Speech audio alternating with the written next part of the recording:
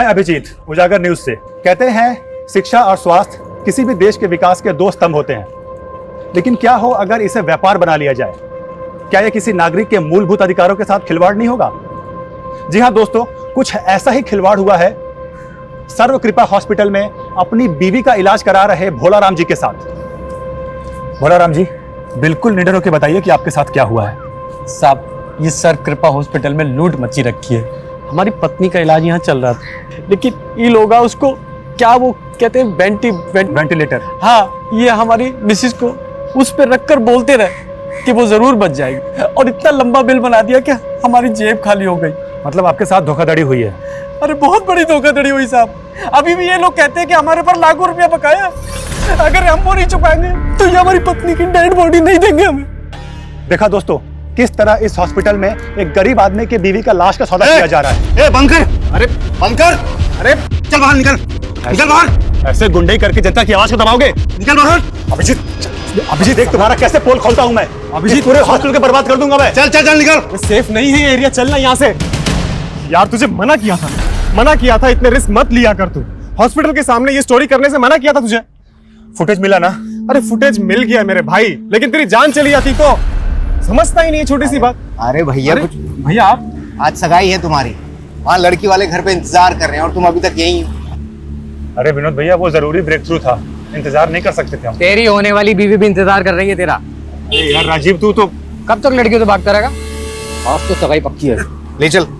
मर्दों से तो कोई प्रॉब्लम है ही नहीं इसको, बस लड़कियों से ही प्रॉब्लम है। चल। अब तो दोनों बहनें एक ही घर में, इससे अच्छी क्या बात हो सकती है आपके लिए? जी पापा, हम तो बहुत लकी है, हमारी प्यारी बहन वर्षा ही हमारी देवरानी बन रही है। क्यों विनोद जी? हाँ राखी जी, बड़ा भाग। हाँ भाई, आप बड़ा भाग वाला है तू। हाँ बैठ बैठ अभिजीत। भाई सच सच बता, पसंद आई हमारी साली साहिबा?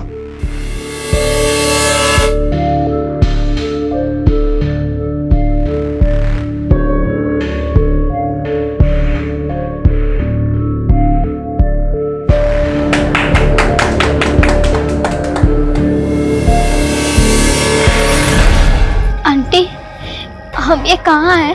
हमें हमारे घर जाना है। आप छोड़ दोगे हमें हमारे घर?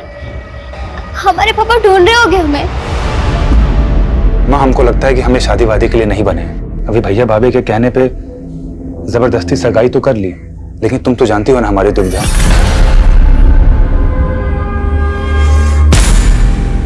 माँ, हम इस दुनिया को एक सच बताना चाहते हैं, और वो सच है।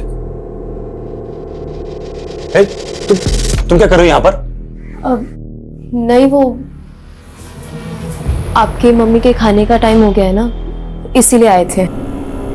माँ, हम आते हैं।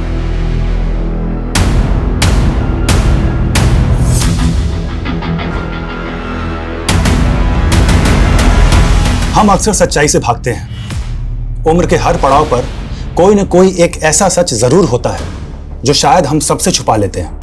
दरअसल मैं सबको एक आईना दिखाना चाहता हूं, एक ऐसा आईना जिसे देखकर हम फैसला करें कि आज हम कहां खड़े हैं। आने वाली 15 जून को रात 9:55 पे मैं आपको ऐसे ही कड़वी हकीकत से रूबरू करवाने वाला हूं, जिससे शायद अब तक का सबसे बड़ा पर्दाफाश होगा।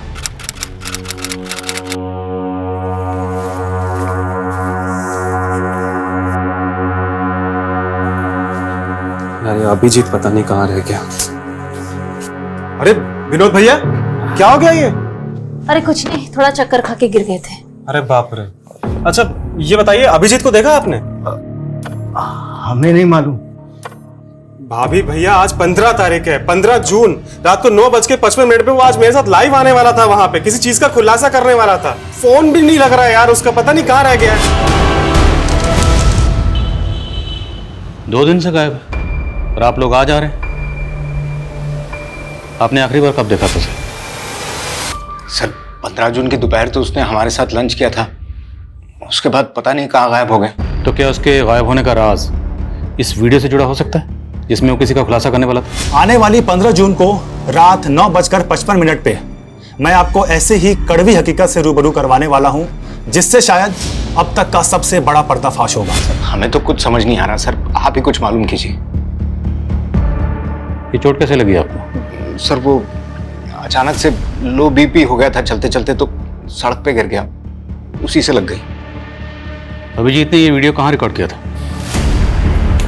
सर अभिजीत ने 1 साल पहले ही सोशल मीडिया पे उजागर न्यूज नाम से एक चैनल खोला था। उसके लाखों में फॉलोअर्स हैं और उसके 15 जून के खुलासे वाले वीडियो इनविटेशन को भी लाखों हिट्स मिले। हैरानी इस बात की है कि अभिजीत के कैमरामैन तो कहीं नहीं पता कि 15 जून को वो क्या खुलासा करने वाला था। कहीं उसके गायब होने की कहानी का इस खुलासे से कोई ताल्लुक तो नहीं? लग तो ऐसा ही रहा सर।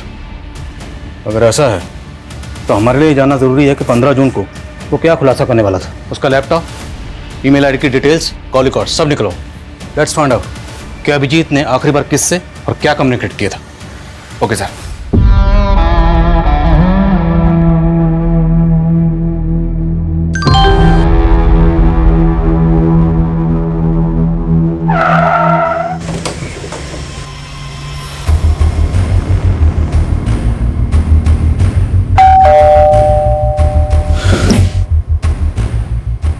जी, हमें वर्षा जी से बात करनी है।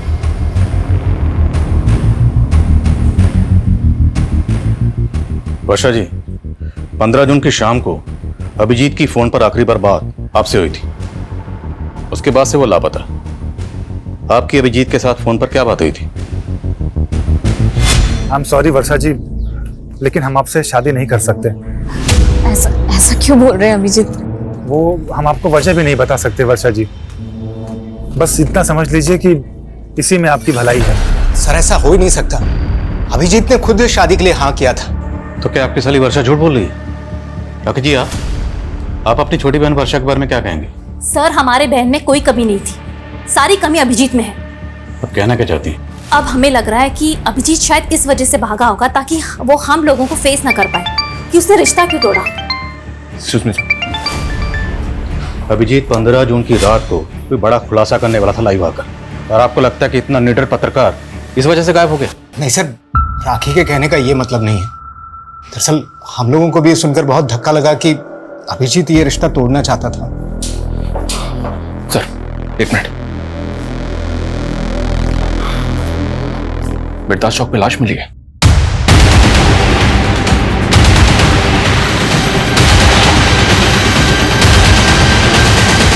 आइए सर। सर लाश बुरी तरह से जली हुई है, चेहरा भी पहचान पाना मुश्किल है, लेकिन उसकी कदकाठी अभिजीत की कदकाठी से मैच कर रही है। तो तुम्हें ऐसा लग रहा है कि अभिजीत की बॉडी है? सर अभिजीत का फोन बिरदास चौक पे ही बंद हुआ था, उसकी फैमिली से शिनाख्त करवा के देखे क्या? सर ये क्या दिखा रहे हैं सर? देखिए, हम मानते हैं कि बॉडी बुरी तरह से जली हुई है, पर हमारे लिए बॉडी की शिनाख्त करवाना बहुत जरूरी है। पर हमें इनकी बॉडी से ये चेन और ये अंगूठी मिली है। ये अंगूठी तो अभिजीत की सगाई की अंगूठी है सर, और ये चेन भी अभिजीत की है सर। ये ले, रोटी खा ले, इतना दुखी मत हो, अब यही हमारी जिंदगी है। ले खा ले, अभी बहुत सारा काम करना है।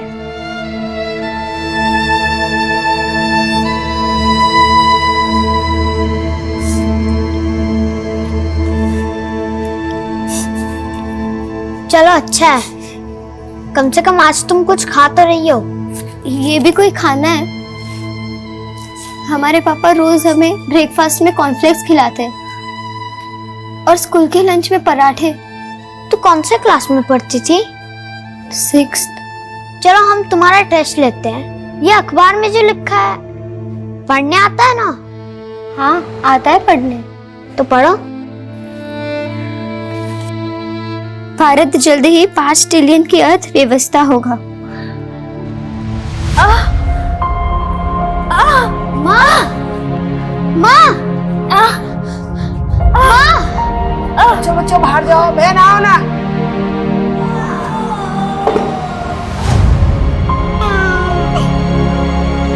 हमारा नया दोस्त आ गया।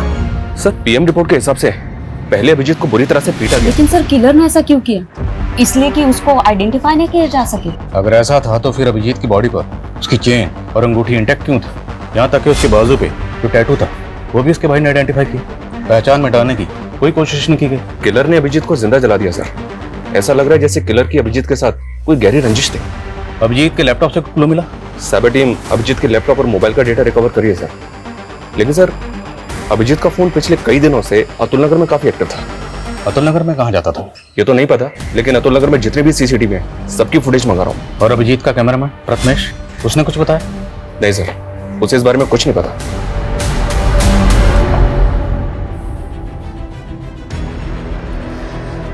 अभिजीत एक सच्चे और ईमानदार जर्नलिस्ट थे जिन्होंने अपनी जान की परवाह किए बिना हमेशा सच का साथ दिया। मैं उनका फॉलोअर ही नहीं, मैं उनका सबसे बड़ा फैन भी हूं।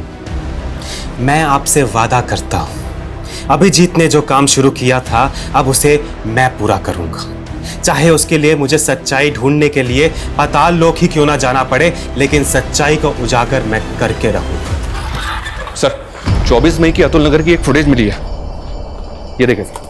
इसमें अभिजीत लड़कियों का पीछा करता हुआ दिख रहा है। कौन है लड़की? मैं पता करवा रहा हूँ सर। लेकिन सर ये अभिजीत लड़कियों का पीछा क्यों कर रहा होगा? मेरा मतलब एक तरफ इसकी मंगेतर का कहना है कि ये उससे शादी नहीं करना चाहता था और दूसरी तरफ इन लड़कियों के पीछे। सर कहीं कोई अफेयर का तो चक्कर नहीं? तो ये चक्कर क्या है ये तो इन लड़कियों से मिलने के बाद ही पता चलेगा। आंटी वो अभिजीत जी आप। पुष्पा,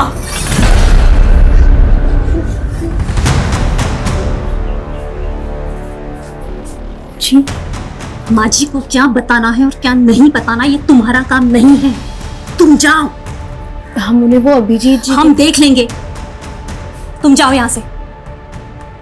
और हाँ, अब से काम पे मत आना।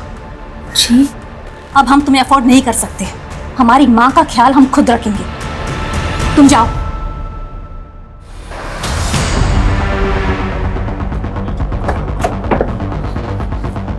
अभिजीत जिन दो लड़कियों का पीछा करते हुए देखा था वो दोनों लड़कियां इसी घर में किराए पे रहती थी सर, और ये इस घर के मकान मालिक हैं। इन्होंने ही मकान किराए पे दिया। नाम क्या था दोनों लड़कियों का? सर बड़ी वाली का गीतांजलि और छोटी वाली का चंचल था। दोनों सगी बहनें थी। आप कहाँ हैं? सर वो लोग तो 10-12 दिन पहले अचानक घर खाली करके चले गए थे। रहने वाली कहाँ की थी? रेंट एग्रीमेंट में उनका नेटिव एड्रेस होगा। रेंट एग्रीमेंट तो नहीं बनाया, लेकिन हाँ वो बिहार की रहने वाली थी। तुम लोग भी ना, हम लोग बार बार गाइडलाइन जारी करते हैं कि बिना पुलिस वेरिफिकेशन के मकान किराए पर नहीं देना, पर सुधरोगे नहीं तुम लोग। सर गलती हो गई। लड़कियां करती क्या थी? सर वो घरों में मेड का काम करती थी। कहाँ, किस घर में? सर वो तो नहीं मालूम। लड़कियों के फोन नंबर तो होंगे आपके पास? सर उनके पास फोन्स भी नहीं थे।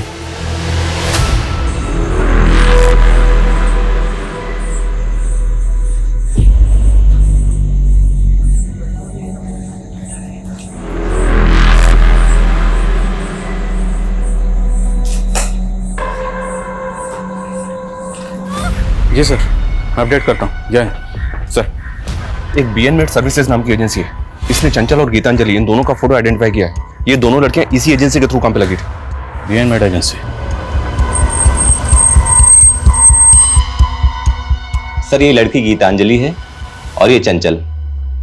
ये दोनों बहनें बहुत मेहनती थी, कभी भी किसी क्लाइंट की कोई शिकायत नहीं आई।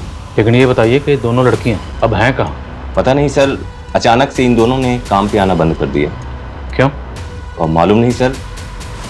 इन दोनों को एक मीणा नाम के एजेंट ने इंट्रोड्यूस करवाया था। इन दोनों लड़कियों के एड्रेस प्रूफ और डॉक्यूमेंट्स हमें दीजिए, और इनका जो एजेंट था मीना, उसकी डिटेल्स भी दीजिए। सर ये एजेंट है मीणा। आप सभी जानते हैं कि अभिजीत मेडिकल माफिया के खिलाफ काम कर रहे थे। उसके सारे सबूत अब मेरे पास हैं। ये उन हॉस्पिटल्स की लिस्ट है जिनके पास लाइसेंस ही नहीं, और इनके कितने सारे डॉक्टर्स ऐसे हैं जिनके पास डिग्रीज तक नहीं, जैसे कि डॉक्टर गोपाल शर्मा।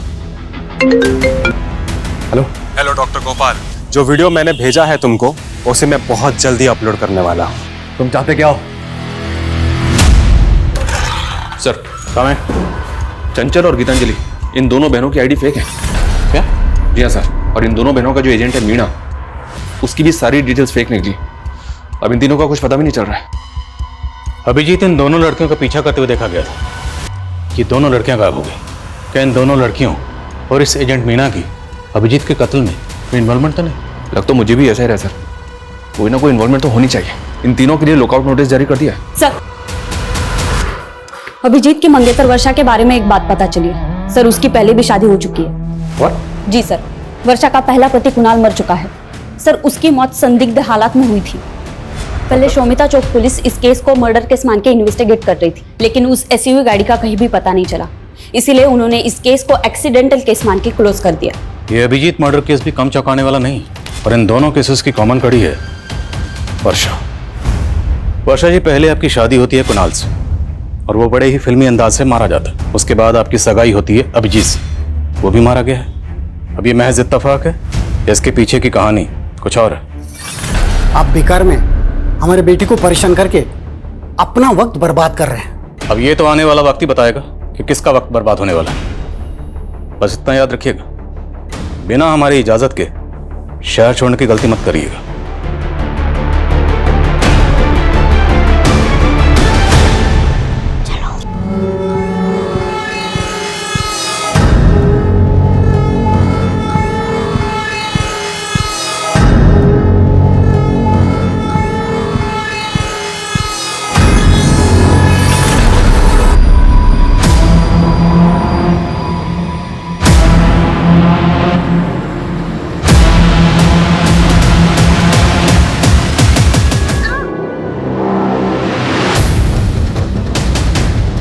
सर,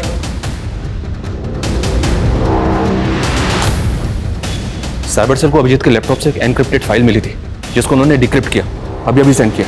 क्या इस फाइल में? तू तो चंचल को पहचानने से भी इनकार कर रहा था, ये सब क्या है? सर, चंचल हमारे यहाँ काम करती थी सर। हम उसे पैसे दे दे के थक गए थे, लेकिन उसका लालच बढ़ता ही चला जा रहा था। मजबूर होकर हमने सब बात अभिजीत को बता दी। उसने हमें प्रॉमिस किया कि वो हमारी मदद करेगा। कहानी अच्छी है, लेकिन सिर्फ कहानी, यह हकीकत नहीं है।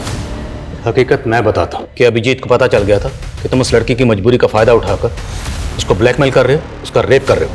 इसलिए अभिजीत उस लड़की की मदद कर रहा था और तुमने अभिजीत को रास्ते से हटवा दिया। नहीं सर, ऐसा कुछ भी नहीं हुआ सर। शर्मा, ये ऐसे नहीं समझ रहा, जरा समझाओ इसको अच्छी तरीके से। सर, गीतांजलि, चंचल और मीणा ये तीनों अभी भी ट्रेस नहीं हो पा रहे हैं, और राजीव भी इस बात को एक्सेप्ट नहीं कर रहा है कि उसने लड़कियों के साथ कुछ किया है। लेकिन हाँ सर, वर्षा को इन्वेस्टिगेट करते हुए पता चला कि उसके हाथ भी साफ नहीं है। दरअसल कुणाल की मां को अभी भी इस बात का शक है कि वर्षा ने इंश्योरेंस के पैसे के लिए कुणाल को मरवा दिया। कुछ भी साबित नहीं हुआ तो इंश्योरेंस का सारा पैसा वर्षा को मिल गया और बाद में उसने ये पैसा किसी और अकाउंट में ट्रांसफर कर दिया। किसके अकाउंट में? हाँ, वर्षा ने पैसों की मदद की थी, लेकिन इसमें गलत क्या है? क्या बहन बहन की मदद नहीं कर सकती? कैसी मदद?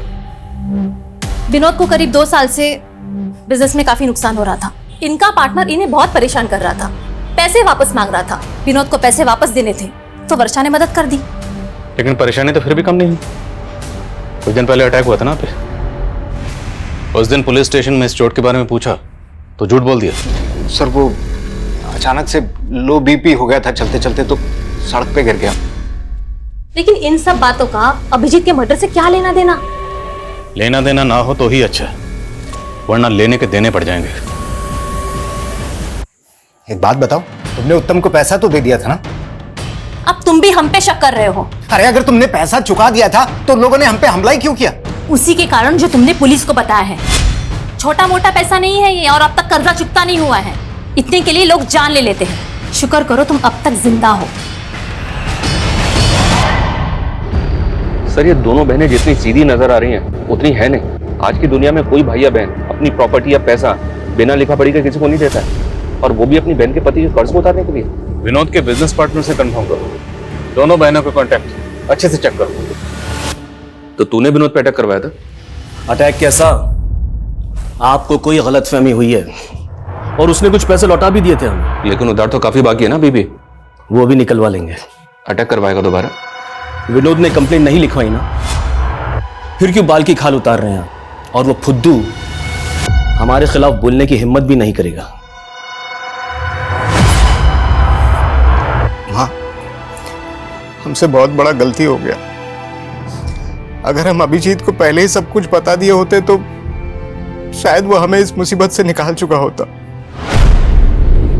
ले लो, 70 लाख है इसमें। 70 लाख? ये 70 लाख तो सिर्फ आपके हुए ना डॉक्टर साहब, और आपके बाकी के नेक्सस के 70 लाख वो कौन देगा? हेलो नेताजी, एक लोकल जर्नलिस्ट मुझे धमकी दे रहा है। अगर आपकी मेहरबानी हो जाती तो। डॉक्टर साहब, हम स्वच्छ छवि वाले नेता हैं, ना तो खुद खाते हैं ना कभी किसी को खाने देते हैं। अब आपने कांड किया है, आप भुगतेंगे। लेकिन नेताजी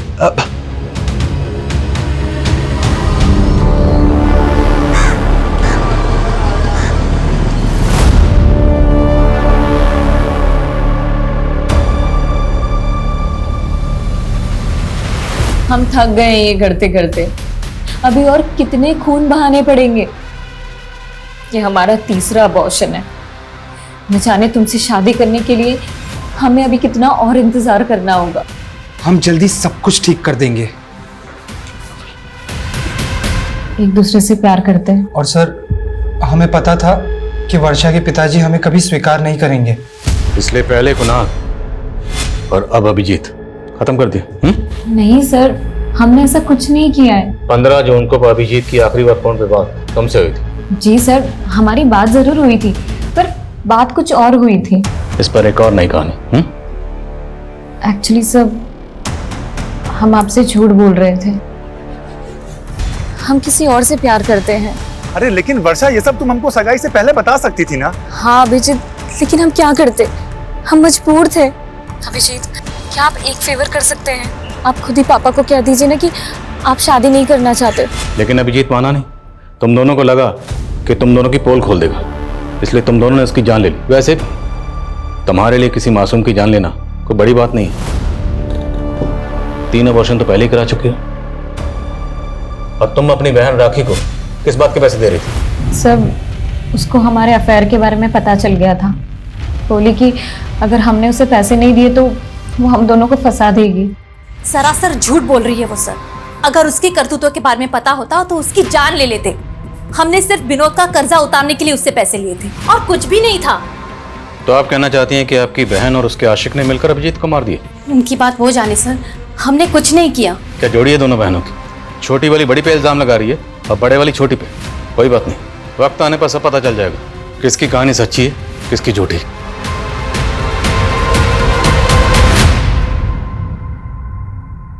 ओ, आपकी सास की केयर टेकर क्या नाम है उसका? पुष्पा। कहाँ वो? हमने उसे काम से निकाल दिया। अब हम उसे अफोर्ड नहीं कर सकते। रहती कहाँ वो? एड्रेस दीजिए। ये बात तो अभिजीत ही जानता था, हमें कुछ नहीं पता।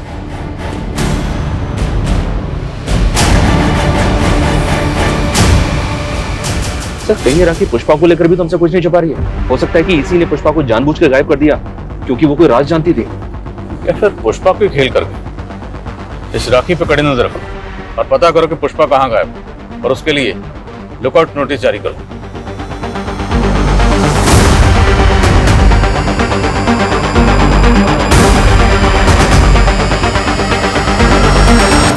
सर, छत्तीसगढ़ पुलिस से पुष्पा के बारे में एक इन्फॉर्मेशन मिली है। पुष्पा एक बागी ग्रुप की मेंबर है और कई सालों से वांटेड है। पुष्पा एक बागी थी? तो वो अभिजीत के घर पे क्या कर रही थी? दरअसल अभिजीत के लेट फादर धीरेन्द्र आनंद ने कई सालों तक एक बागी ग्रुप में काम किया है और ये पुष्पा उनकी शागिर्द थी। इंटेलिजेंस का ऐसा मानना है कि गायब होने के बाद पुष्पा यूपी में कहीं छुपी थी। मतलब वो यूपी में अभिजीत के घर पर छुपी हुई थी, और वो भी उसकी माँ की केयर टेकर बन के। अभिजीत उसको लेकर आया, उसकी मदद कर रहा था। और सवाल ये है कि अभिजीत एक बागी की मदद क्यों कर रहा था? क्या अभिजीत खुद एक बागी था? चेक करो सब जगह चेक करो।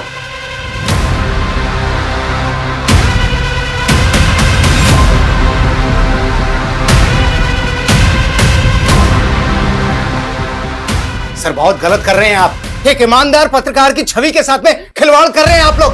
फिलहाल तो हम जा रहे हैं, लेकिन अगर हमें बाद में पता चला कि अभिजीत के साथ मिलकर आपने बागियों का साथ दिया था तो हम आपको नहीं छोड़ेंगे। चलो। ओ 172, चल मुंह धो ले और काम पे चल। अब यही तेरी किस्मत में लिखा हुआ है। तैयार कर ले अपने आप को इन सब चीजों के लिए। जब 135 का बच्चा बड़ा हो जाएगा ना, तुझे ही ट्रेनिंग देनी है। यहाँ पे माँ बाप हो या बच्चा, सब किस्मत के हाथों बंधे हुए हैं।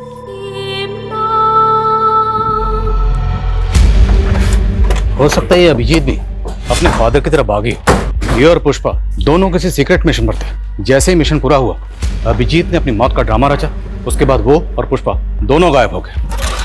और इस बात के पूरे चांसेस हैं कि अभिजीत के घर वाले भी उनके इस मिशन में शामिल हों, क्योंकि अभिजीत की बॉडी पूरी तरह से जल चुकी थी। फिर भी उन्होंने आसानी से आइडेंटिफाई कर लिया। कैसे? अब तो बॉडी का डीएनए टेस्ट भी नहीं कर सकते, अंतिम संस्कार हो चुका है। शर्मा, ये केस तो हम सॉल्व करके रहेंगे। उसके लिए चाहे हमें गड़े मुर्दे क्यों ना खाने पड़े। अभिजीत की फैमिली, दोस्त, रिश्तेदार, सबके बारे में सब कुछ पता करो। Okay sir.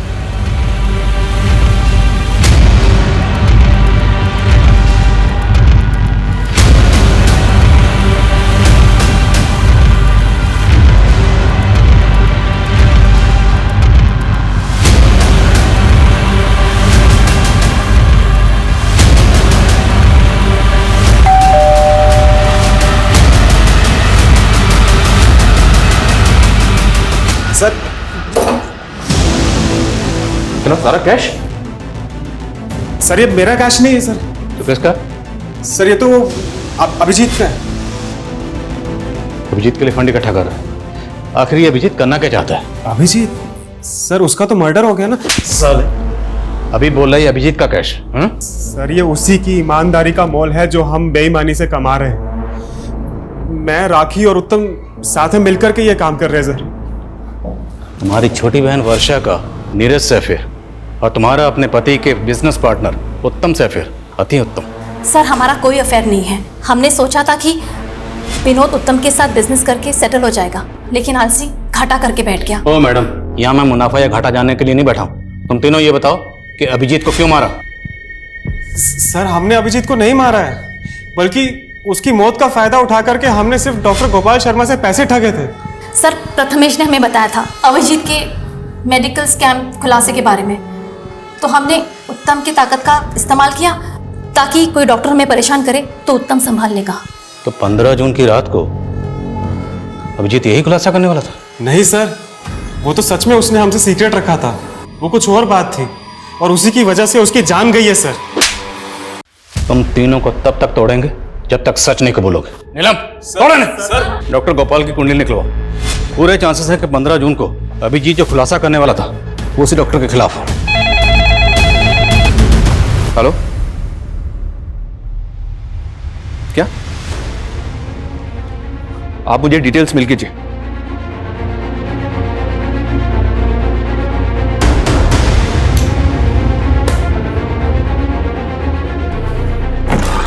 सर, हमारी मेन सस्पेक्ट गीतांजलि की तो मौत हो चुकी है। गीतांजलि मर चुकी है? जी हाँ सर। ये देखिए, कोई बॉडी क्लेम करने के लिए नहीं आया तो उसका अंतिम संस्कार कर दिया। चौंकाने वाली बात यह सर कि गीतांजलि की कलाई पे बिल्कुल वैसा ही टैटू था जैसा अभिजीत की कलाई पे था। ये देखिए सर, अभिजीत के टैटू में 186 नंबर लिखा है और गीतांजलि के टैटू में 81 नंबर लिखा है। दोनों टैटूज वैसे तो दिखने में सेम है, सिर्फ नंबर और डिजिट्स का फर्क है। क्या ये कोई सीरियल नंबर हो सकता है? और इन टैटूज का हमारे सस्पेक्ट्स में से और किससे कनेक्शन हो सकता है? राजीव, वर्षा, नीरज, राखी, प्रथमेश, उत्तम या फिर पुष्पा? अभिजीत और गीतांजलि के बीच का कॉमन कनेक्शन है राजीव, लेकिन सर राजीव का तो कहना है कि वो इन टैटूज के बारे में कुछ नहीं जानता। पर अभिजीत की कलाई पर वैसा ही टैटू क्यों है जैसा कि गीतांजलि की कलाई पर है?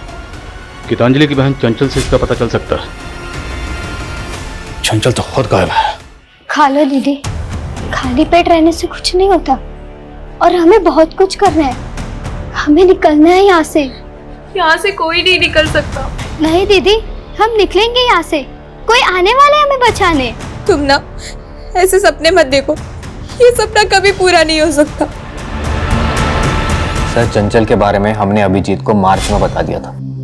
उसके बाद अप्रैल में अभिजीत बिना किसी को बताए 20 से 25 दिन के लिए किसी असाइनमेंट पर बाहर चला गया था। हाँ, अभिजीत अप्रैल में काफी दिनों तक नहीं था और उस दौरान उसने हमको कॉल भी नहीं किया था। मार्च में वो टैटू उसके हाथ में था? नहीं, तब तो नहीं था, लेकिन जब वो वापस आया तो हमने वो टैटू उसकी कलाई में देखा। तो आपने उससे पूछा कि वो टैटू उसने कहाँ बनवाया था और क्यों बनवाया था? नहीं सर, ऐसा तो उसने कुछ नहीं बताया। सर, पहले तो हमें भी अजीब लगा था क्योंकि वैसा ही टैटू चंचल की कलाई पर भी था। नहीं, ऐसा तो नहीं कि गीतांजलि और चंचल का उन टैटू से कोई ऐसा राज जुड़ा था जो अभिजीत जानना चाहता था, इसलिए उनको पीछे कर रहा था। लेकिन सर वो ये सब जानने के लिए अपनी कलाई पे वैसा ही टैटू क्यों बनवाएगा? और ये अभिजीत अप्रैल में 20-25 दिन के लिए कहाँ गायब था? और ये सवाल अब भी वहीं का वहीं है कि वो 15 जून की रात को 9:55 पर ऐसा क्या खुलासा करने वाला था?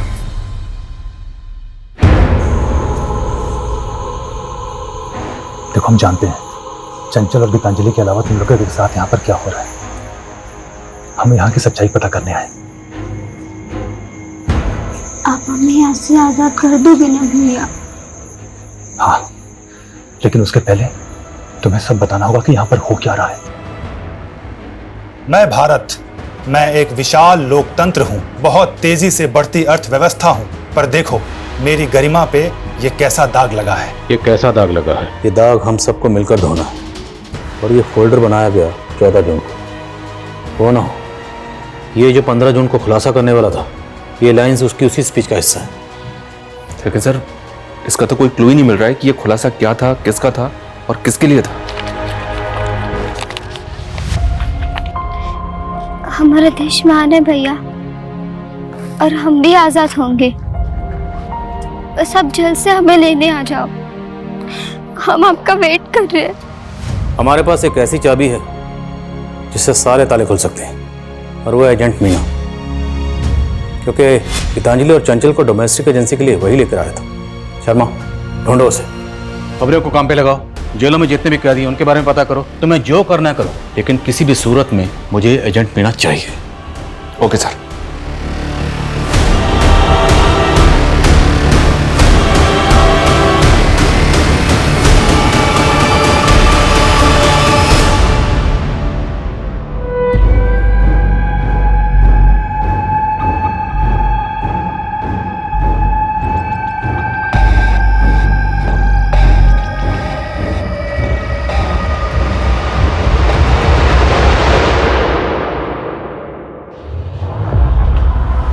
मीना, क्या करो?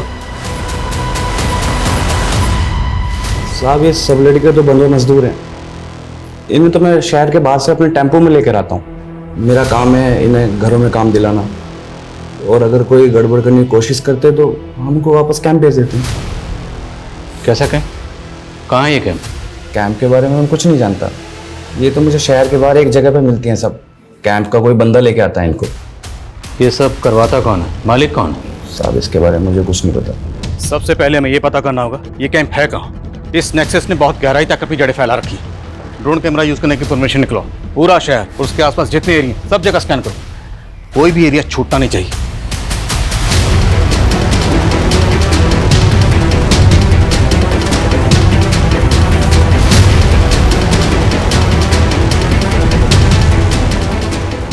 ड्रोन कैमरास की फुटेज में ये 3 जगह सस्पिशियस लग रही हैं। इनकी डिटेल्स निकलवाइए सर। और इन 3 में से ये एक जगह ऐसी है जहां लोगों की मूवमेंट बहुत ज्यादा सस्पिशियस है। यहीं टारगेट करेंगे, पूरी फोर्स के साथ धावा बोलेंगे। तैयारी करो। Okay sir.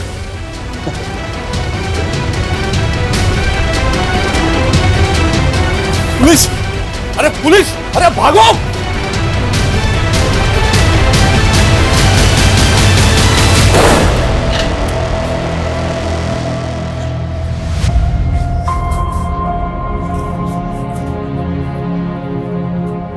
डरो मत, हम लोग आप लोगों को बचाने आए हैं। आपको अभिजीत भैया ने भेजा है ना?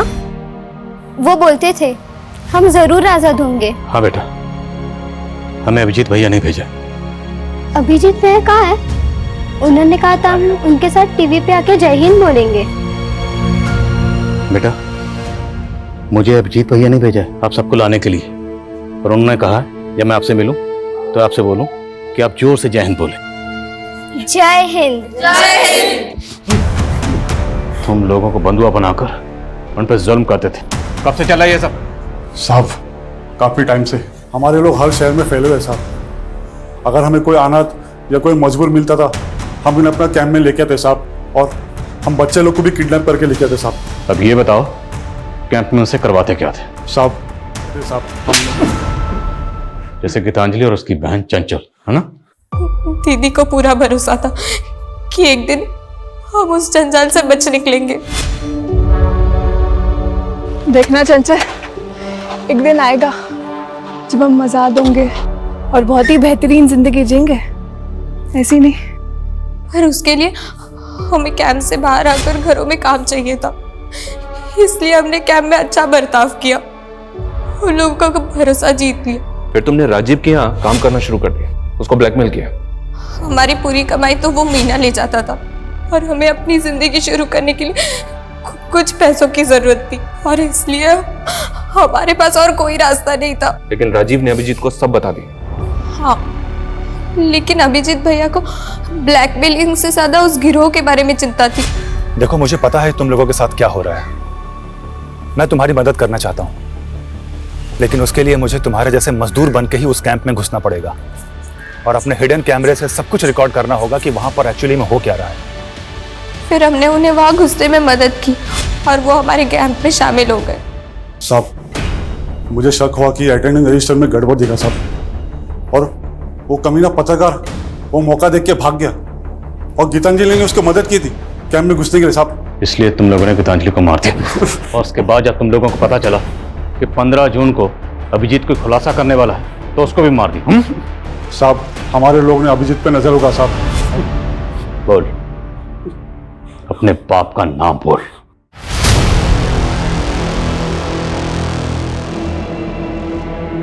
धर्मेंद्र सिंह सर मीटिंग में है। सर सर सर सर चलो।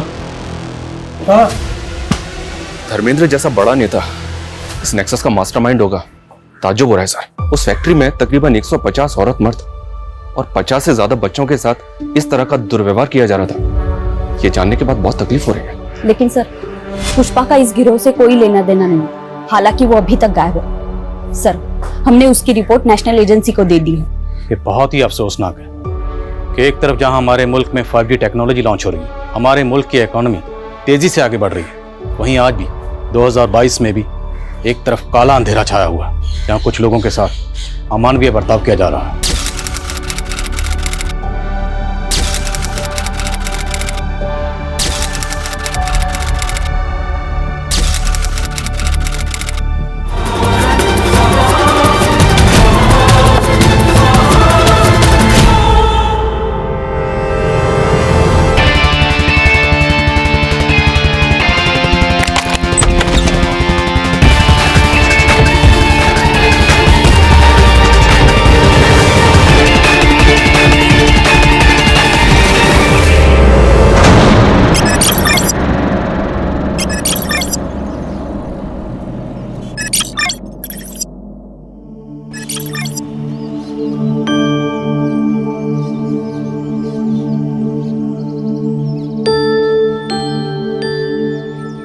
कोमल, तुम लोगों की बातें खत्म हो गई तो चले?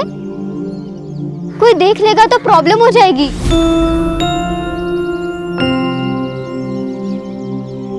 तारा, तू ना बहुत डरती है। कोई आ जाएगा, कोई देख लेगा तो क्या होगा?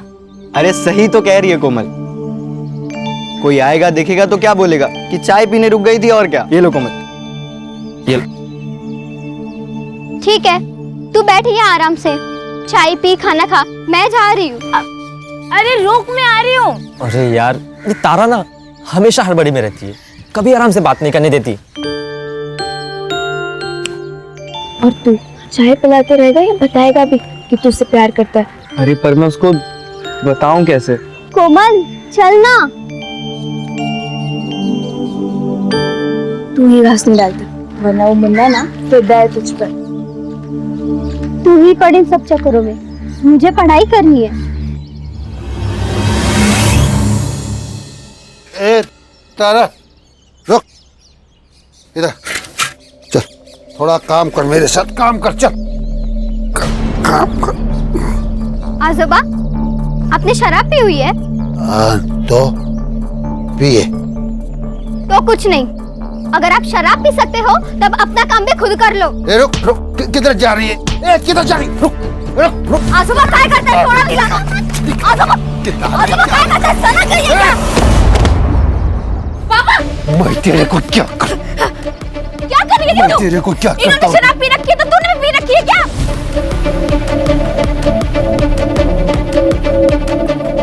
अरे आई, समझाना है ना तो अपने बाप को समझाओ। ये दारू के चक्कर में पूरे घर का नरक बना के रखा है।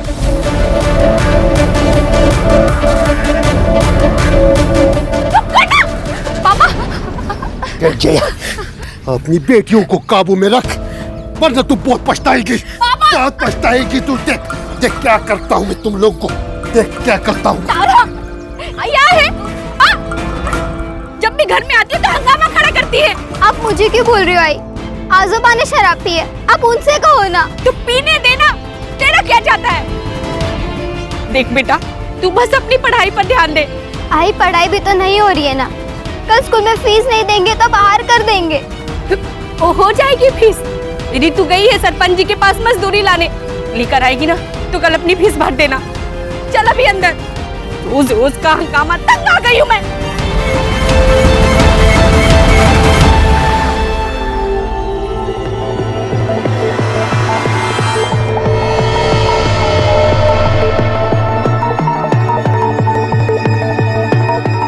मालकिन,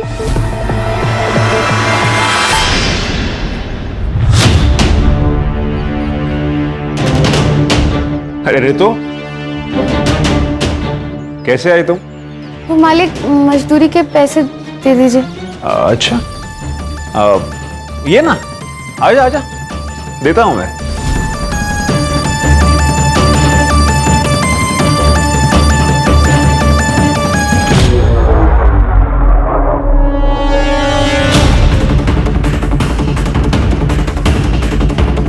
कुछ खाएगी? नहीं मालिक, आप मुझे मेरे पैसे दे दीजिए, मुझे घर जाना है, बहुत देर हो रही है। अरे टेंशन मत ले तू, तुझे छोड़ दूंगा मैं अपनी गाड़ी से। ये रहे तेरे मजदूरी के पैसे।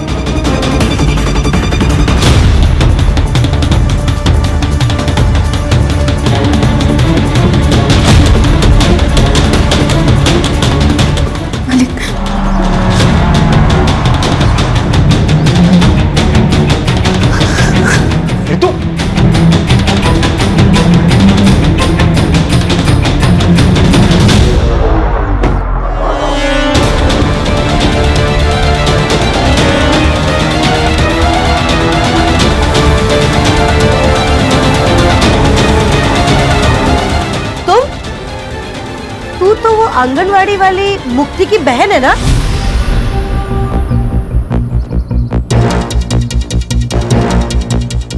यहाँ क्या करने आई है? खेत में काम किया था ना, उसकी मजदूरी लेने आई थी। आई मैंने ही कहा था कि घर आके मजदूरी लेना। अच्छा, तू जा।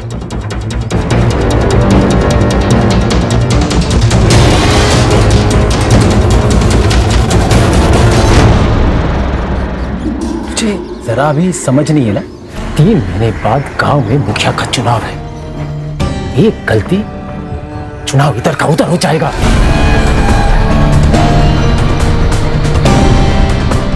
अरे कुछ नहीं होता दादा, आप खामा में टेंशन ले रहे हो। वैसे आप तो एक तैयार है। चलो चलो, पीते पीते बात करते चलो। अरे चलो यार।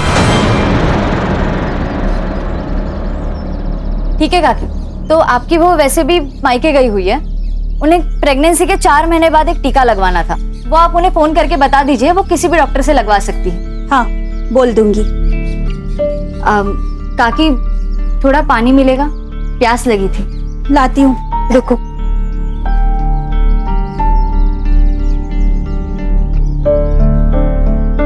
ये लो। हाँ, हाथ आगे करो, मैं पानी डालती हूँ। ऐसे तो कोई किसी जानवर को भी ना पानी पिला। क्या मतलब? रहने दीजिए, आप नहीं समझोगे। मैं समझाता हूँ। गुरु तुम यहाँ क्या कर रहे हो? इनको इनकी जगह दिखानी पड़ेगी। गुरु सुनो तो सही। काकी, इसकी कोई जरूरत नहीं। इंसान को इंसान क्यों नहीं समझते आप लोग? बताइए काकी, हम लोग ऐसा क्या करें कि आप हमें इंसान समझने लगे, जानवर नहीं? हाँ, इंसान समझने लगेंगे तब भी तुम लोगों की जगह यही रहेगी, दरवाजे के बाहर। गुरु रहने दो। गुरु सदियों से यही चला आ रहा है, अब इन्हें हम क्या बदलेंगे? यही प्रॉब्लम है मुक्ति। प्रॉब्लम यही है कि सदियों से जो चलता आ रहा है उसे चलने दो।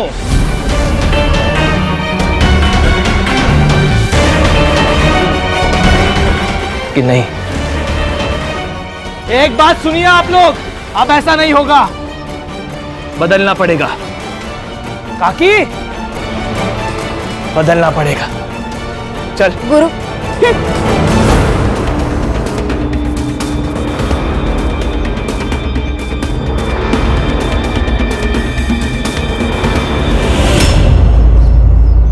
हाँ बताओ, क्या हुआ तुम्हारे साथ?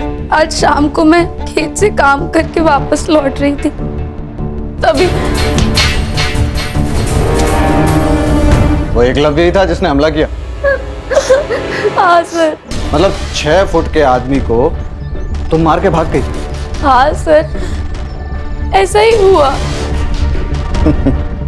हंस क्यों रहे हैं आप? ओ नेताजी, चुनाव जीते नहीं हो तुम जो सवाल पूछने लगे। ये मेरा थाना है और सवाल मैं ही पूछूंगा। लेकिन पहले आप हमारी कंप्लेंट तो लिखिए। अरे कंप्लेन तो लिख लेंगे मैडम, क्या जल्दी। और वैसे भी आप लोगों की बात सुनिए तो सामने वाली पार्टी की भी तो सुननी पड़ेगी ना। नमस्कार चंद्रकांत साहब। नमस्ते ताई, आइए। कशायद सब ठीक।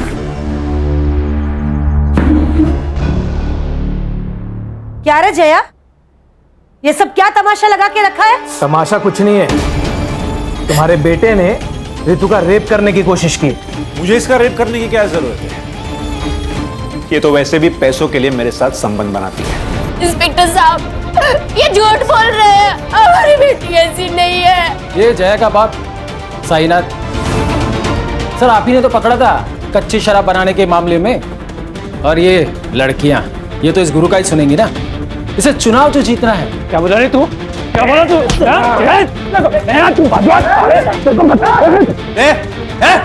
छोड़ दे, बाहर निकलो, बाहर निकलो। और तुम दोनों उठो, बाहर निकलो। लड़की से धंधा करवाती और यहाँ पे तमाशा करती है। चल बेटा। नहीं जाएंगे, ये लोग कुछ भी बोलेंगे और आप इनकी बातों पर यकीन कर लोगे। आप हमारी कंप्लेंट लिखिए, वरना यही पुलिस स्टेशन के बाहर मैं खुद को आग लगाकर जान दे दूंगी।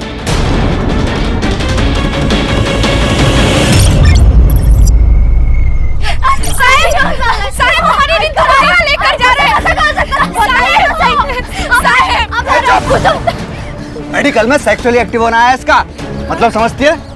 पैसे लेकर रेगुलर सेक्स करती है। पैसे रितु ने नहीं, आपने लिए, वो भी उस चित्राताई से। चुप, ज्यादा बोली ना तो पूरे परिवार को अंदर कर दूंगा। रिपोर्ट दर्ज करवाती हूँ।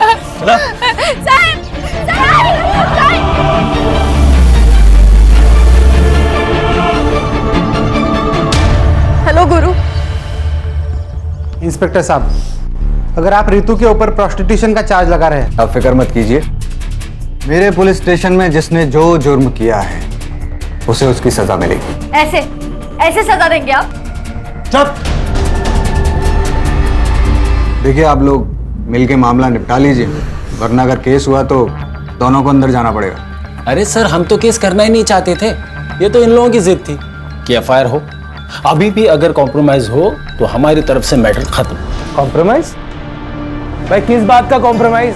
पैसे देकर फर्जी रिपोर्ट बनवा ली, अब पुलिस के साथ मिलकर हमें डरा रहे हो? है? क्या बोला तू? क्या बोला तू? पैसे लिए मैंने? पैसे लिए? चल निकल जा, निकल।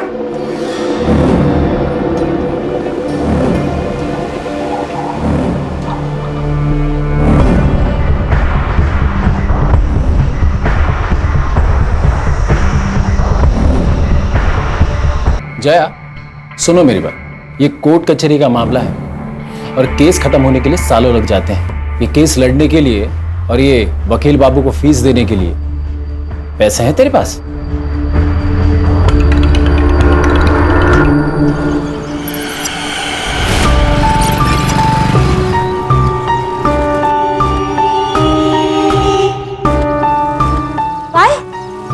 कोर्ट से इस केस के लिए फ्रेश इन्वेस्टिगेशन के ऑर्डर आए हैं। रितु का मेडिकल अब बाहर से कराया जाएगा, और आपको तो पता ही है कि रिपोर्ट में फिर क्या आएगा। तो तुम्हें 2 लाख किस बात के दिया हमने? हाँ, रोको ये सब। तुम कोर्ट का ऑर्डर है, मैं कुछ नहीं कर सकता।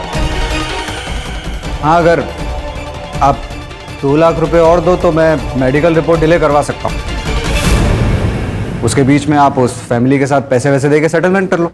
एक फुटी कौड़ी सुद्धा नहीं देना भी कोणाला। अगर एक को भी फुटी कौड़ी दी तो सबके सब सर पे बैठ जाएंगे। लड़ना है ना इन लोगों को हमसे, तो अब लड़के दिखाए, मैं भी देखती हूँ। इंस्पेक्टर, रिपोर्ट्स रुकवाइए। पैसे आपको मिल जाएंगे।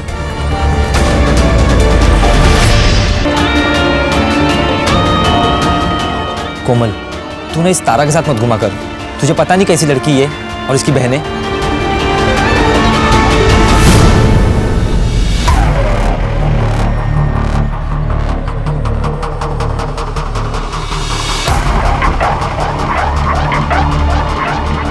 ए, क्या तांजा कर रहा रे? हैं? जरा इधर आइए ना। ये जो लड़की अंदर गई उसका रेट क्या है? क्या बोला थे? वो तो गांव वाले बोल रहे थे, सब चलता है इधर।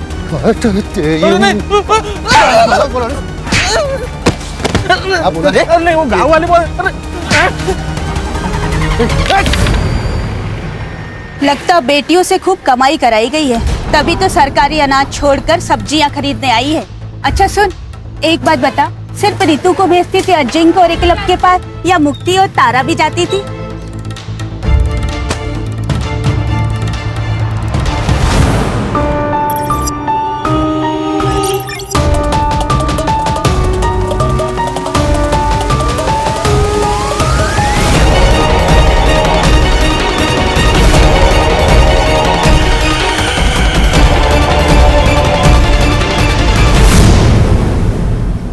हाँ मुक्ति दीदी बोलिए। हेलो कोमल, तुम्हें तारा ने कुछ बताया? वो कहाँ गई है, किस काम से गई है?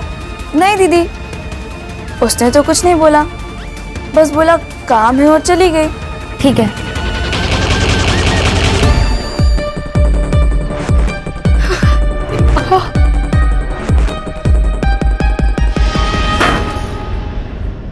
ए, संभाल के रख, पूरे 4 लीटर है। 2-4 दिन में वो आदमी आएगा लेने के लिए। रितु कहाँ? वो तो आपके साथ गई थी ना? गई तो थी, लेकिन वो तो पहले ही जंगल से आ गई।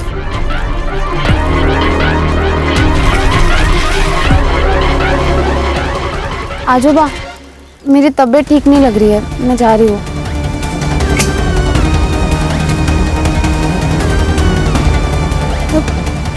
पापा, रितु घर नहीं आई और तारा भी स्कूल से घर वापस नहीं आई। मेरा नाम मुक्ति कौरी है, मैं अम्बेवाड़े गांव से हूँ। मेरी 2 बहनें हैं, रितु और तारा, दोनों नाबालिग हैं। वो कल दोपहर से दोनों गायब हैं और यहाँ के पुलिस इंचार्ज चंद्रकांत पाटिल वो उन्हें ढूंढना तो दूर FIR तक नहीं दर्ज करवा रहे, क्योंकि वो इस गांव के सरपंच चित्रा जोशी और उनके 2 बेटे अजिंक्य और एकलव्य जोशी, इन दोनों को बचाना चाहते हैं। मैं सारे नेता और सारे अधिकारियों से पूछना चाहती हूँ, अगर गरीब होना, पिछड़े समाज का होना एक अपराध नहीं है, तो मुझे और मेरे परिवार को न्याय कब मिलेगा? लड़कियों को गायब हुए 36 घंटे हो चुके हैं और आखिरकार इस वीडियो के वायरल होने के बाद पुलिस डिपार्टमेंट नींद से जागा है। अम्बेवाड़ी पुलिस स्टेशन की पूरी टीम को सस्पेंड कर दिया गया है और एक नई टीम को असाइन किया गया है। अब देखते हैं ये टीम क्या कमाल दिखाती है। Now it's up to them कि वो जल्द से जल्द रितु एंड तारा कोरी को सही सलामत ढूंढ निकाले। सर, ये लोकल पुलिस ने बहुत गलत काम किया है इस मामले में। ना रेप अटेम्प्ट की FIR दर्ज की, ना किडनैपिंग की। इसलिए देखिए हमारे पास आया है खान, जल्द से जल्द दोनों लड़कियों को ढूंढना है और हमारे डिपार्टमेंट के ऊपर जो कीचड़ उछाले जा रहा है इसको रोकना है। ये भीड़ क्यों है यहाँ इतनी? पुलिस प्रशासन! पुलिस प्रशासन! पुलिस प्रशासन! पुलिस प्रशासन! पुलिस प्रशासन! पुलिस प्रशासन! पुलिस प्रशासन! चुप! क्या हो रहा है? क्या है? चुप! क्या है इतना पब्लिक? पीछे हटाओ इनको। क्या हुआ? चलो चलो। जय हिंद सर। क्या चल रहा है? जय हिंद। पब्लिक इतना क्यों है यहाँ? सर वो जो मिसिंग केस थी 2 बहनों की अम्बेवाड़ी गांव से, सर अब वो मिसिंग केस नहीं रहा, अब वो मर्डर केस बन गया है। कुछ देर पहले वहाँ एक लाश मिली है लड़की की। मतलब मार दिया उसको? नहीं सर, जो लाश मिली है वो उन दोनों बहनों में से किसी की नहीं है। फिर किसकी है लाश?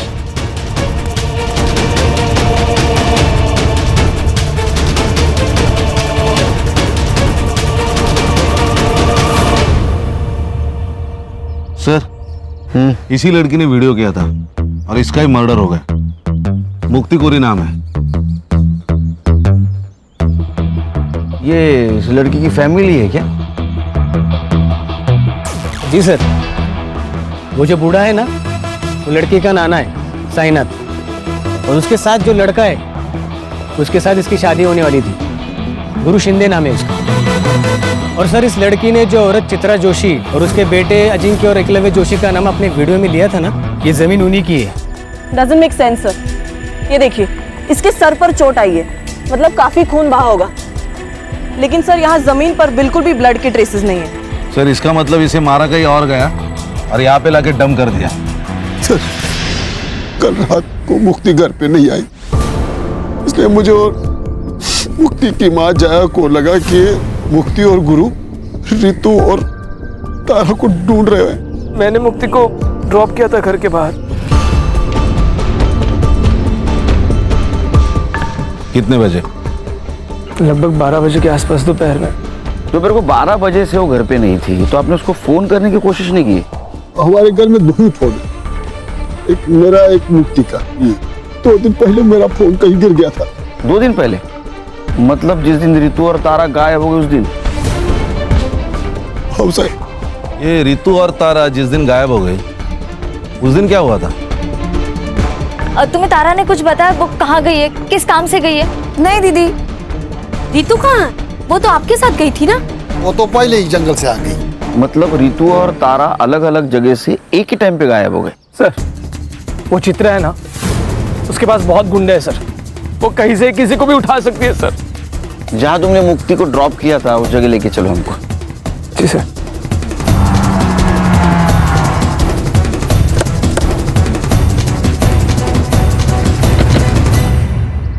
सर यहीं पे मुक्ति को ड्रॉप किया था मैंने, वो सामने घर है सर, यहाँ से वो पैदल गई थी।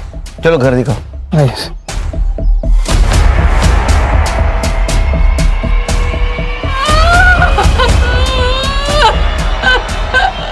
देखो, मुक्ति की मौत का अफसोस है हमें, लेकिन ये रितु और तारा दोनों अभी भी गायब है और जिंदा हो सकती हैं। अगर आप हमारी मदद करोगे तो शायद उन्हें हम ढूंढ पाएंगे। रितु और तारा का कहीं अफेयर चल रहा था? क्या बोल रहे हो सर आप? हमें हर एंगल चेक करना होता है। तारा कोमल को बोल के निकली थी मैं काम से जा रही हूँ, और रितु साईनाथ को बोल के निकली थी मैं घर जा रही हूँ, और दोनों एक साथ निकली। तो कहीं ऐसा तो नहीं कि दोनों का एक साथ भाग जाने का प्लान था? साहब, हमारी बेटियां ऐसी नहीं थी। अच्छा, ये एकलव्य जो बात कह रहा था उसमें कितनी सच्चाई है कि रितु पैसे लेकर? साहब, पूरे गांव ने हमारा जीना हराम कर रखा, ये क्या कम था जो अब आप हम गरीब की इज्जत उछाल रहे हैं? जीना हराम करके रखा है मतलब? साहब, चित्रा और उसके बेटों ने पूरे गांव में ये फैला दिया था कि मुक्ति, तारा, रितु धंधा करती है। कहीं भी कोई खड़ा हो जाए तो उल्टी सीधी बातें करने लगता है। अच्छा, ऐसा किसी पे शक है आपका कि जो इस झूठ बात को सच मानता हो? सर पक्का तो नहीं कह सकता हूँ, लेकिन कई बार मैंने देखा कि एक लड़के को यहाँ चक्कर मारते हुए।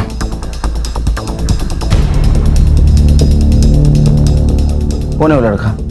साहब नाम तो नहीं पता है, लेकिन हाँ वो बाजार में कोई गिरीश नाम का आदमी है, उसके घर पे भाड़े पे रहता है। सर यहाँ कुछ भी नहीं है। अरे एक बात खटक रही है, दोपहर 12 बजे यहाँ से कैसे कोई गायब हो सकता है? सर कहीं रितु और तारा की तरह मुक्ति का भी तो प्लान नहीं था गायब हो जाने का? एक काम करो, तुम और संग्राम मार्केट जाओ। जी सर। और साईनाथ जिस लड़के के बारे में बता रहा था उससे बात करो। मैं और खान चित्रा के घर जाते। चल।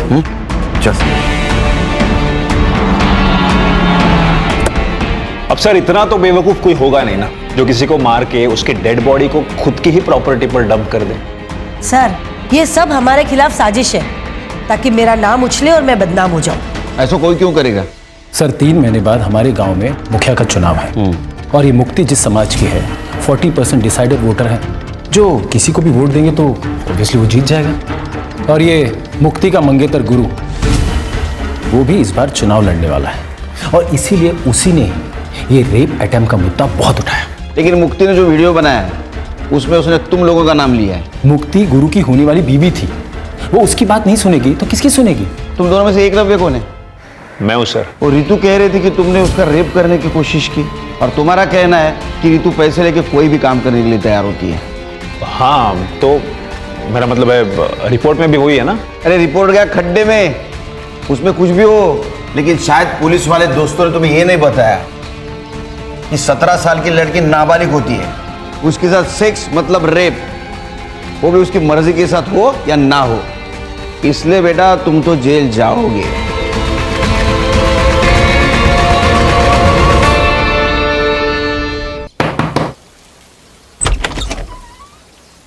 अभिषेक नाम है क्या तेरा?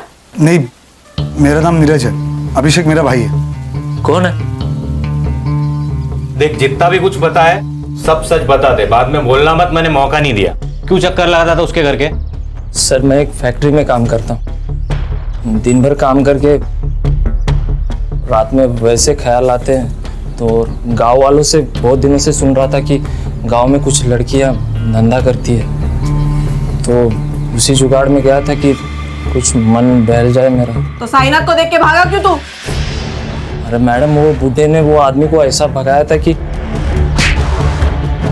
मेरी तो बोलती बंद हो गई थी, मुझे कुछ समझ में नहीं आया था, मेरी तो हिम्मत ही नहीं हुई उससे बात करने की, तो मैं बिना कुछ बात किए वापस आ गया था। अभी बिना बताए जाना मत कहीं।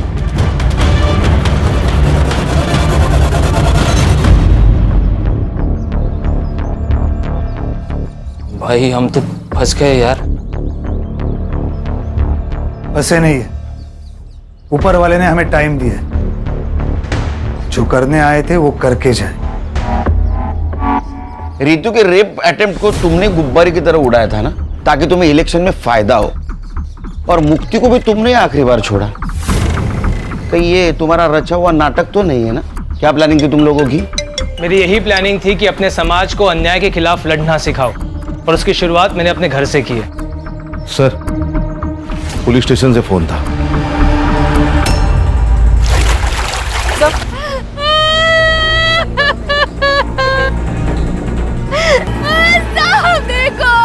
सर बॉडी फूलने के कारण ऊपर आ गई थी और गाँव वालों ने हमें इन्फॉर्म किया। बॉडी फूलकर अगर ऊपर आई है तो इसका मतलब 2 दिन हो गए बॉडी को। सर ये दोनों बहनें जब गायब हुई उसी दिन या उसके दूसरे दिन इन दोनों को मार दिया होगा। सर मुक्ति डेस्परेटली अपनी दोनों बहनों को ढूंढ रही थी। इट्स पॉसिबल कि उसने उन्हें ढूंढ लिया हो और इस वजह से मुक्ति को मार दिया गया। मुक्ति की सीडीआर रिपोर्ट और पीएम रिपोर्ट का क्या हुआ? सर शाम तक मिल जाएगी, मैं अपडेट करता हूँ। पता तो चले मुक्ति पहले मरी, ये दोनों लड़कियां। कितने साल हो गए रे तेरे को पुलिस डिपार्टमेंट में? सर 7 साल। तो 7 साल में एक बात पता नहीं चली, 17 साल की लड़की नाबालिग होती है, उसके साथ सेक्स मतलब रेप ही होता है, वजह कुछ भी हो। और वो एकलव्य कह रहा था ना कि रितु के साथ वो पेड सेक्स करता है, फिर भी एफआईआर क्यों नहीं दर्ज की उसके खिलाफ? सर मैं जांच कर रहा था। किस बात की जांच कर रहा था? सर वो रितु का नाना है साईनाथ, सर वो अवैध शराब बनाता है, उसकी शराब पीकर एक आदमी मर गया कुछ महीने पहले सर, तो चित्रा ने उसकी कंप्लेंट की थी, मैंने सोचा कि एफआईआर से पहले एक बार जांच कर लूं। ये कोर्ट के आदेश के ऊपर दूसरी बार मेडिकल हुआ था रितु का, तो उसका रिपोर्ट क्यों नहीं फाइल में? कैसे होगा सर, ठीक से काम करता तो होता ना। मैंने लैब में फोन किया था सर, शाम तक रिपोर्ट मिल जाएगी। कितने पैसे लिए रहे तूने चित्रा से? सर 4 लाख रुपए। तेरे 4 लाख की वजह से 3 मासूम लड़कियों की जान गई। रिपोर्ट करो इसकी हेडक्वार्टर में। सर गलती हो गई सर, अब नहीं होगा सर। हाँ लेके जाओ इसको। चल चल चल।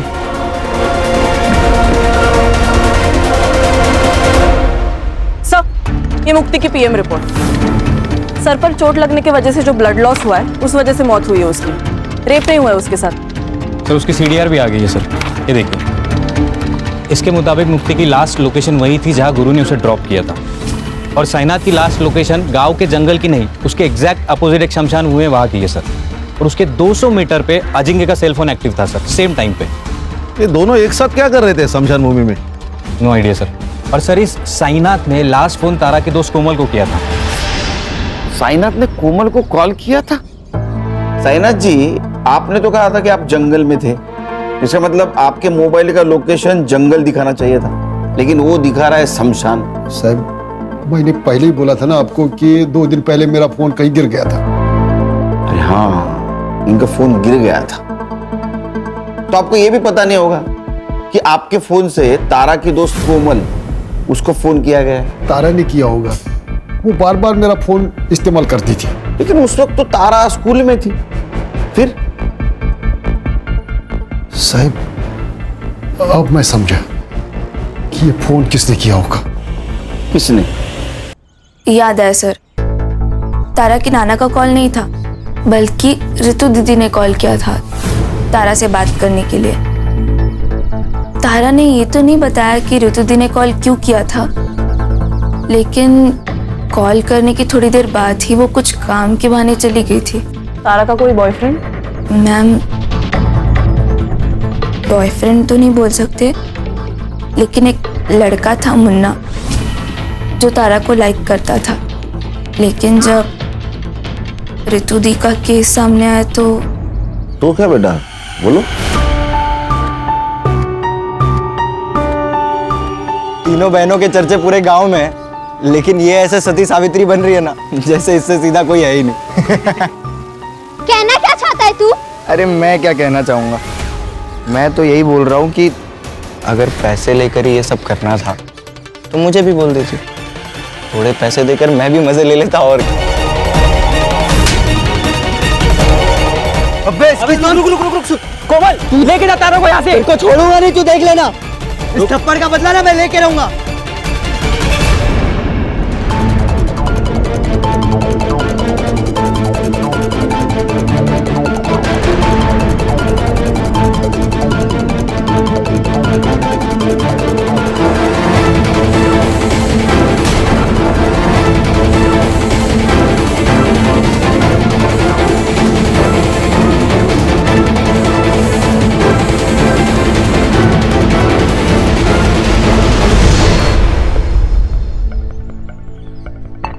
क्या हीरो तारा को धमकी दी थी कि थप्पड़ का बदला लेगा? सर, यहाँ खाने कमाने से फुर्सत नहीं, बदला क्या लूंगा? मैं तो हमेशा अपने दुकान पर ही रहता हूँ। आप चाहे तो अभिजीत से पूछ लीजिए।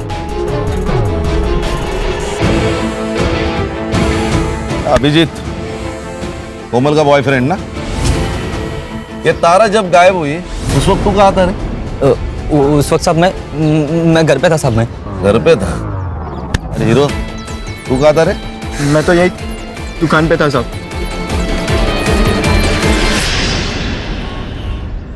सर, ये ऋतु और तारा की पीएम रिपोर्ट। इन दोनों की मौत भी पानी में डूबने की वजह से हुई है sir. Accidental death? Probably not sir, क्योंकि इन दोनों लड़कियों के साथ रिपीटेडली रेप किया गया था और इनका टाइमिंग ऑफ डेथ मुक्ति की टाइमिंग ऑफ डेथ के 10 से 12 घंटे के बाद का है सर। मतलब इन दोनों लड़कियों को पहले होस्टेज बनाया गया? Most probably sir. सर, ये रितु ने तारा को कॉल करके शमशान भूमि बुलाया। ये दोनों के साथ जो कुछ भी हुआ है ना, उसकी शुरुआत शमशान भूमि से हुई है। यानी खान, सवाल ये है कि ये दोनों लड़कियां अलग अलग जगह से एक ही जगह, मतलब शमशान घाट क्या करने गई थी? नहीं सर, वो भी साइनाथ के फोन में एक वीडियो मिला है सर।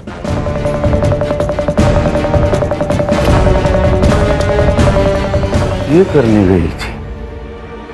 ये ले तेरे पैसे। तुम्हें क्या लगता है कि तुम पैसों से कुछ भी खरीद सकती हो? अपने बेटे की आजादी भी। जब पैसे नहीं लेने थे तो मुझे बुलाया क्यों? ताकि तुम्हारी सच्चाई पूरी दुनिया के सामने ला सकूं कि कैसे तुम्हारे बेटे ने मेरे साथ गलत किया और तुम उसकी गलतियों पर पर्दा डालने के लिए कितने भी पैसे लुटाने को तैयार हो। अच्छा, क्या कर लेगी तू? बता, क्या कर लेगी? रितु ने तुम्हें मांडवली के लिए बुलाया, ये वीडियो बनाया, और ये वीडियो प्रूफ के तौर पे समाज के सामने ना आए, इसलिए तुम सबने मिलकर उन दोनों बहनों को मार दिया। सर, हमने किसी को नहीं मारा। तो अजिंक्य क्या कर रहा था स्मशान में? उसको मैंने ही कहा था रुकने के लिए। एक्चुअली त्या दिवशी मी ऑफर केली होती जयाला, पर तब दोनों बहनों ने ना बोल दी कि हम केस वापस नहीं लेंगे। और फिर अचानक एक दिन रितु का फोन आया कि 10 लाख रुपए में वो केस वापस लेने को तैयार हो गई है। तब मुझे लगा कि कोई तो साजिश जरूर है, और इसीलिए मैंने अजिंक्य को कार में बिठा के रखा और मैं खुद कैश लेके उसके पास गई थी। और वही हुआ जो मैंने सोचा था। रितु ने वीडियो बना लिया। अच्छा, क्या कर लेगी तू? क्या बिगाड़ लेगी तू मेरा? बताती हूँ मैं क्या बिगाड़ लूंगी। मैंने उनको पकड़ने की कोशिश की, लेकिन दोनों बहनें भाग गई। झूठ बोल रही हैं आप। आपको आपके दोनों बेटों को बचाना था, किसी भी कीमत पर। अरे, बचाना था रेप केस से, एक रेप केस से बचाने के लिए मैं अपने बच्चों को क्या ट्रिपल मर्डर केस में फंसा दूंगी?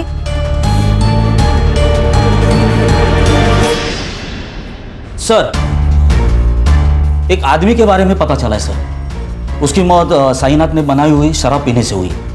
कौन है? राकेश। उसकी तो मौत हो गई है सर, लेकिन उसके दोनों बेटे अब भी गांव में रहते हैं, किराए के घर में। सर, बाबा मरने के बाद 6 महीने में ये साईनाथ जेल से छूट गया। हमें उसे बस वापस जेल भेजना था। जेल भेजना था क्या ऊपर भेजना था? नहीं सर, उसे जेल भेजना चाहते थे हम लोग बस। इसके लिए उसकी भट्टी का पता लगाना जरूरी था ताकि पुलिस को उसकी भट्टी के बारे में बता सके सर। लेकिन इस बार साईनाथ ने भट्टी अपने घर पे नहीं लगाई थी सर, तो भट्टी के बारे में जानने के लिए उसके ऊपर नजर रखना जरूरी था, इसलिए हमने गांव में किराए पे घर लिया था सर। उससे बदला नहीं ले पा रहे थे, इसलिए उसका बदला लेने के लिए तुमने इन दोनों लड़कियों को मार दिया? नहीं सर। नहीं सर, बदला लेना चाहते थे सर हम, लेकिन कानूनी तरीके से सर। हाँ। गैर कानूनी तरीके से नहीं सर। संग्राम। सर, बैठ। तू तो कह रहा था वो रितु और तारा जिस दिन गायब हो गए उस दिन तू घर पे था, लेकिन तेरा मोबाइल लोकेशन स्मशान का दिखा रहा है। ए चल फटाफट बता, सर का गुस्सा बहुत बेकार है। तू सह नहीं पाएगा, चल बोल। बताता हूँ साहब, बताता हूँ साहब।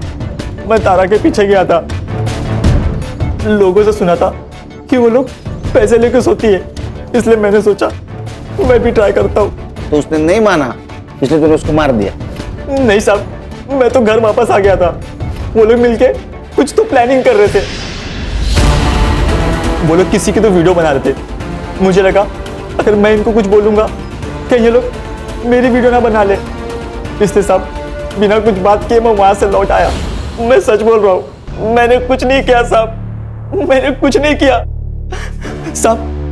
वो कार वाले लोग ने कुछ किया होगा। कौन सी कार? साहब, जब मैं वापस लौट रहा था, लौटते वक्त मैंने एक कार देखी, वो शमशान की ओर जा रही थी। कौन थे कार में? उतना मैं देख नहीं पाया, लेकिन कुछ इलेक्शन के स्टिकर्स लगे हुए थे कार पे। ये थे क्या? नहीं। ये? हाँ मैडम, ये था। सर ये इसके पास तो कोई कार नहीं है। कार इसके पास नहीं है, इसके दोस्त के पास है। एक मिनट। मेरी 2 बहनें हैं, रितु और तारा, दोनों नाबालिग हैं। वकील बाबू, तुम्हारी गाड़ी स्मशान भूमि के स्पॉट हुई और उसमें मुक्ति के ब्लड के ट्रेसेस भी मिले।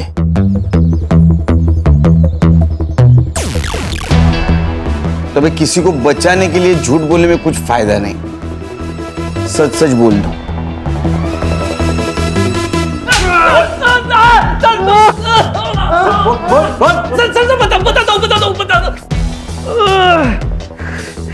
बोलो। हमने सबको नहीं मारा सर। ऋतु के केस की वजह से मेरे इलेक्शन कैंपेन को बूस्ट मिल गया था सर, और उस केस में कुछ था नहीं सर, जल्दी खत्म हो जाता, और इलेक्शन को अभी 1 महीना बाकी था। इसलिए सुधीर ने मुझे एडवाइस किया कि अगर इलेक्शन को गरमाए रखना है तो इस केस को बड़ा करना पड़ेगा, और हमने वही किया।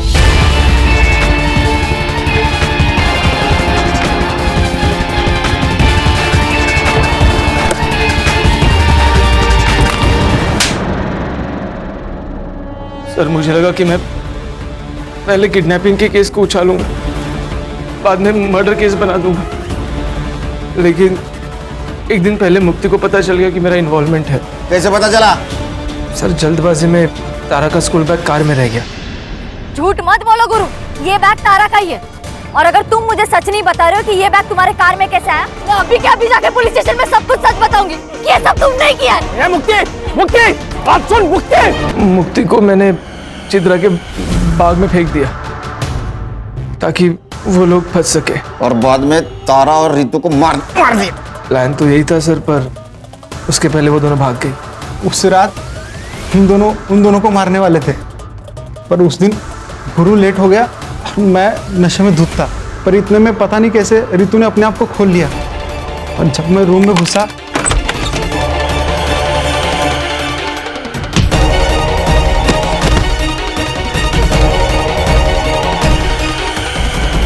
मैं जब तक अपने आप को संभालता वो भाग चुकी थी।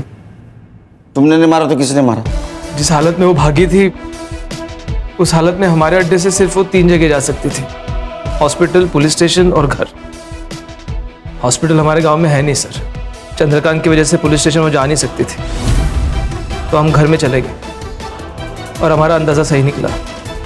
वो दोनों घर में गई और जया काकी से मिली भी। वो दोनों जया काकी को हमारे बारे में कुछ बता ही नहीं पाई। हम चुपचाप वहाँ से चले गए।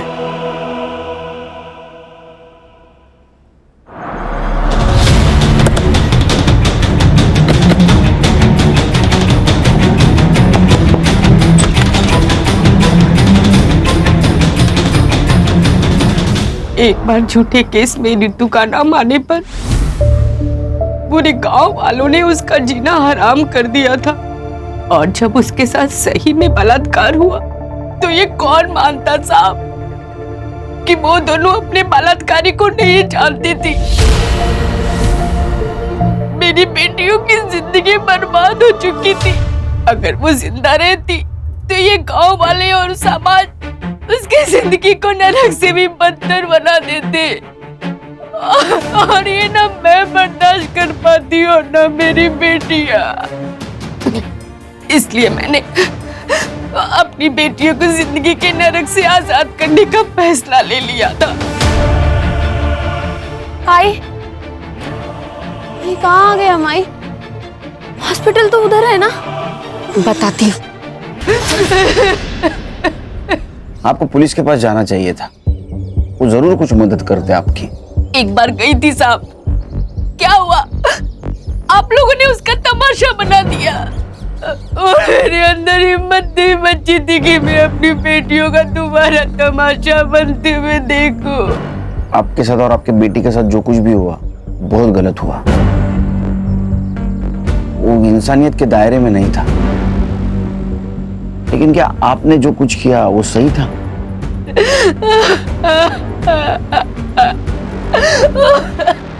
सर, सिर्फ इसलिए कि कोई हमारे जाति धर्म का नहीं है, हम उसके साथ इतना गंदा बर्ताव कैसे कर सकते हैं?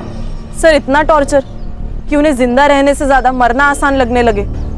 बदलाव एक रात में नहीं आता, छोटे से बदलाव के लिए बार बार कोशिश करनी पड़ती है। हल्की सी ठोकर से हार मानकर कोशिश बंद नहीं करनी चाहिए। समाज को समझाना चाहिए, उन्हें बताना चाहिए, कोशिश करती रहनी चाहिए। देखो, एक ना एक दिन अपना समाज जरूर बदलेगा, हम बदलाव लाएंगे।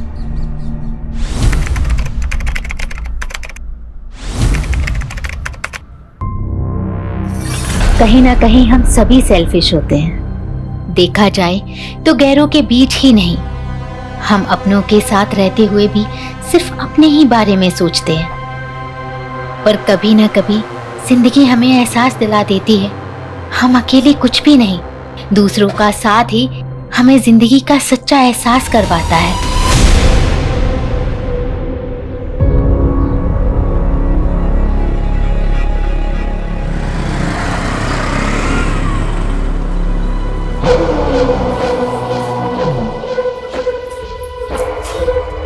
कब से वेट कर रहा हूँ तुम्हारा Devika. I called you also, तुम फोन ही नहीं उठा रही थी। फोन मैं घर पे ही छोड़ रही थी। अच्छा, तुम बुरा ना मानो तो हस्बैंड के नाते ये पूछ सकता हूँ कि वह वही हो। अब डिनर में क्या खाओगे? मैं बना देती हूँ। तुम बना रही हो? क्या बात है, कुक नहीं आ रही क्या आज? उसकी अब जरूरत नहीं है, मैंने खाना बनाना सीख लिया। और वैसे भी हर औरत को खाना बनाना तो आना ही चाहिए। सुन के बहुत अच्छा लगा। वैसे आजकल तुम मुझसे बहुत प्यार से मेरे बारे में काफी सोचने लगी हो। मैंने तुम्हें समझने में बहुत देर कर दी जोसेफ, पता नहीं, खुद में ही उलझी हुई थी। जो रिश्ते जल्दी बनते हैं ना वो टिकते भी नहीं है। हमारा रिश्ता देर से बना है ना तो गहरा भी बहुत होगा।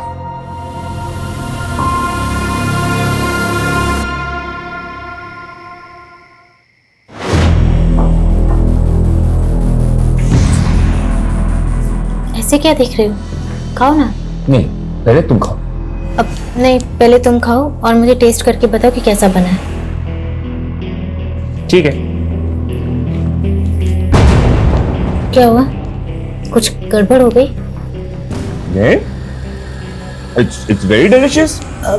झूठी तारीफ तो नहीं कर रहे? झूठी तारीफ क्यों करूं? मेरी बीवी ने पहली बार अपने हाथों से खाना बनाया। ये खाना तो भाई बहुत स्पेशल है। खाओ खाओ।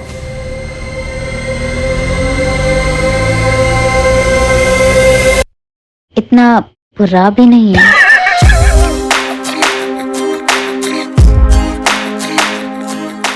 एक बात बोलूं, तुम जब हंसती हो ना और भी खूबसूरत लगती।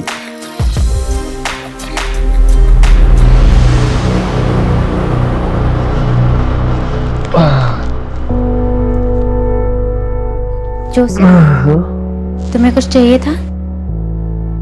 नहीं तो। ठीक है। देविका? हाँ? नहीं, कुछ नहीं। तुम सो जाओ।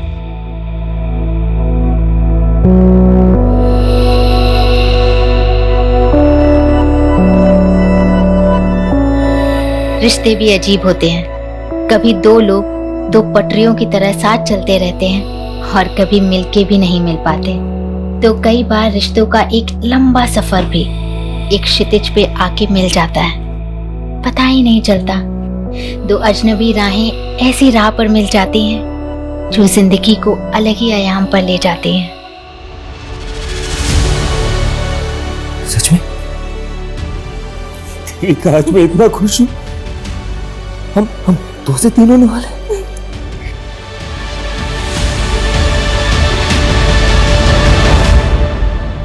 आइए, देखिए यही घर है और इस घर के मालिक शंकर ने एक माइनर से बच्चे को नौकर बना के रखा हुआ है। आए दिन बच्चे की रोने की आवाज आती है, वो उसको मारता भी है। सर, कहाँ है वो बच्चा? क्या हुआ? कहाँ है वो बच्चा? अरे हुआ क्या है? क्या हुआ? बेटा, तुम ना बिल्कुल मत डरना। हाँ, मैं तुम्हें बचाने आई हूँ बेटा। ये आदमी तुम्हें बहुत मारता है ना? अरे ये गंगा जी क्या बोली जा रही है? देखिए, गंगा जी का कहना है कि आप बच्चे से बाल मजदूरी करवाते हो, उसे मारते हो। अरे सर, ये तो मेरे दूर का भांजा है सर। लगता है गंगा जी किसी बात की दुश्मनी निकालना चाहती है मेरे से। शंकर, ड्रामा बंद करो। सर, अरेस्ट करो आप इसे। आप आइए यहाँ पे आइए। बेटा, डरो मत। बेटा, मुझे बताओ, ये अंकल आपको मारते हैं? आपसे काम करवाते? नहीं सर, ये तो मेरे मामा है। देखा सर, देखा आपने?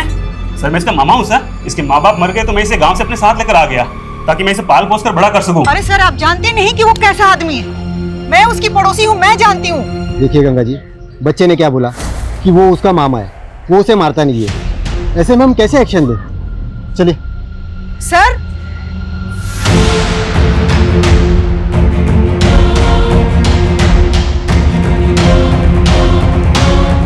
क्या हुआ माँ? अरे बेटा, ये कांस्टेबल भी ना शंकर की बातों में आ गया। लगता है मुझे किसी बड़े पुलिस ऑफिसर से बात करनी पड़ेगी। अरे माँ, शंकर कितना संकी है आपको पता है ना। आप क्यों अपनी सोशल वर्क के चक्कर में खतरा मोल लेती रहती हैं? ईशान, तू मेरा बेटा हो कैसी बातें कर रहा है? अरे छोड़ो माँ, चलो भूख लगी मुझे, चलो। अरे रुको, कुछ तो करना पड़ेगा ना इन लोगों का। अरे ऐसी कोई कॉम्प्लिकेशन नहीं है पापा। वो देविका ना अपने खाने पीने का ध्यान नहीं रखती, बस वही है। बेटा, देविका की माँ होती ना तो इन दिनों मैं उसे देविका के पास ही रहने के लिए भेज देता। लेकिन तुम आया क्यों नहीं रख लेते? अरे नहीं पापा, रखा था मैंने किसी को काम पे, लेकिन वो काम छोड़ के चली गई। अब मैं सोच रहा हूँ 24 घंटे डिलीवरी तक मैं ही रहूँ उसके साथ। जोसेफ बेटा, मेरी कोई भी जरूरत हो तुम्हें तो बताना प्लीज।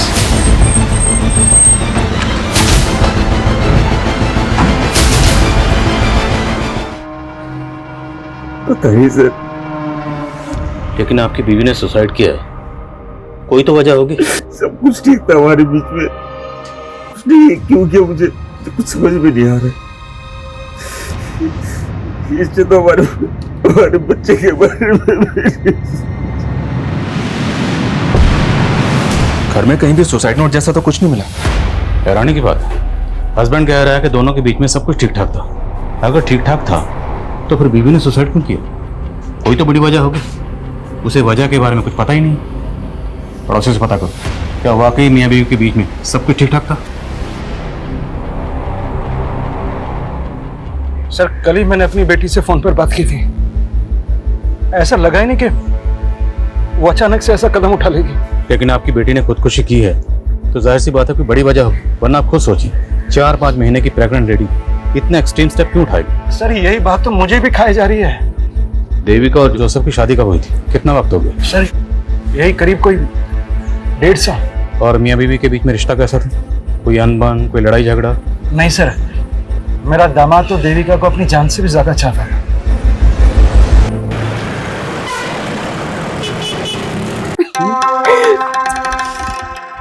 मेरे लिए अपनी बीवी को धोखा दे रहे हो? अरे तुम्हारे सामने मेरी बीवी क्या है मेरी जान। तो डिवोर्स दे दो उसको। को डिवोर्स नहीं दे सकता ना मेरी जान, क्योंकि उसके करोड़ों की प्रॉपर्टी मेरे हाथ से चली जाएगी। अपनी बीवी के पैसों से हम फुल ऐश करेंगे। अब चलें?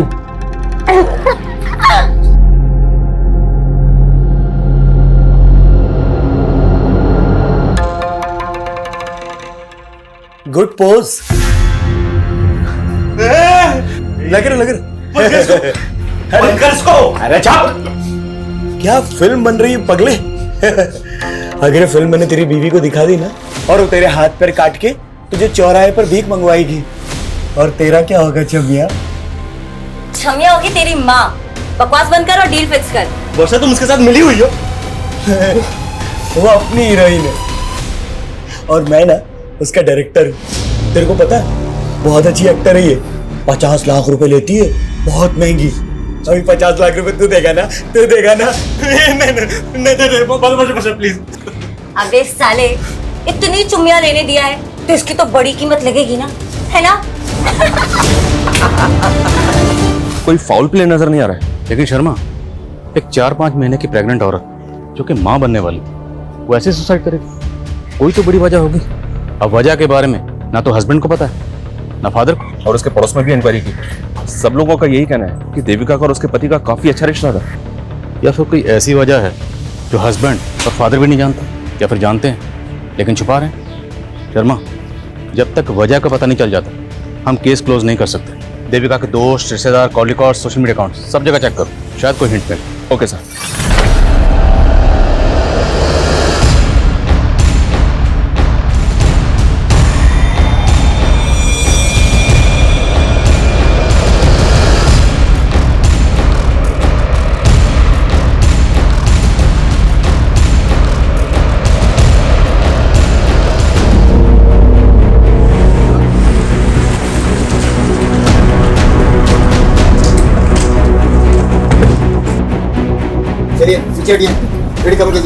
हटो।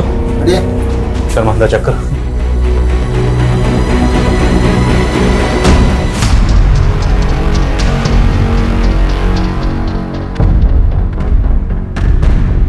घर की कंडीशन देखकर लग रहा है कि रॉबरी का केस है। हो सकता है कि का तो लूट के इरादे से घर में आया और लूट के साथ साथ। सर इनका गंगा अग्रवाल नाम है और ये पड़ोसी इन लोगों ने कॉल किया था। आइए। सर सुबह मैंने दरवाजा खुला देखा। सर ये अपने बेटे ईशान के साथ रहती थी। मैंने सुबह ईशान को कॉल किया था लेकिन उसका फोन बंद आ रहा है सर। कहाँ हो सकता है ईशान? सर उसको तो हमने पिछले 2 दिन से यहाँ नहीं देखा। काम क्या करता है? सर वो एक मल्टीनेशनल कंपनी में जॉब करता है।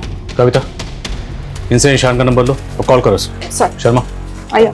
बड़ी को पोस्टमार्टम के लिए भेजो और फोरेंसिक को बोलो। Okay sir. श्वास सर क्या हुआ? सर दरअसल मैं जानता हूँ इस लेडी को। कुछ दिनों पहले इसने अपने पड़ोसी शंकर के खिलाफ कंप्लेंट की थी मुझसे। देखिए यही घर है और इस घर के मालिक शंकर ने एक माइनर से बच्चे को नौकर बना के रखा हुआ है। कल रात गंगा का ब्रूटल मर्डर हो गया, तुम तो जानते ही होगे। सर मुझे कैसे पता होगा? तो गंगा ने तुम्हारी कंप्लेंट क्यों की? अरे सर उनको कोई गलतफहमी हुई थी। वो तो हम गड़बड़ों की दूर कर देते हैं। फिलहाल तुम ये बताओ, तुम्हारे यहाँ जो माइनर बच्चा काम करता था वो कहाँ? सर वो मेरे दूर का भांजा है सर। उसे जरा पास बुलाओ कहाँ हो? लेकिन सर वो तो गाँव चला गया। कौन सा गाँव? एड्रेस बोल। देख परेश, मैं पहले ही बोल चुकी हूँ, ये 1 नाइट स्टैंड का धंधा मैं छोड़ चुकी हूँ। अरे वो ठीक है, लेकिन ये आदमी ना एक रात का 1 लाख रुपया दे रहा है पूरा।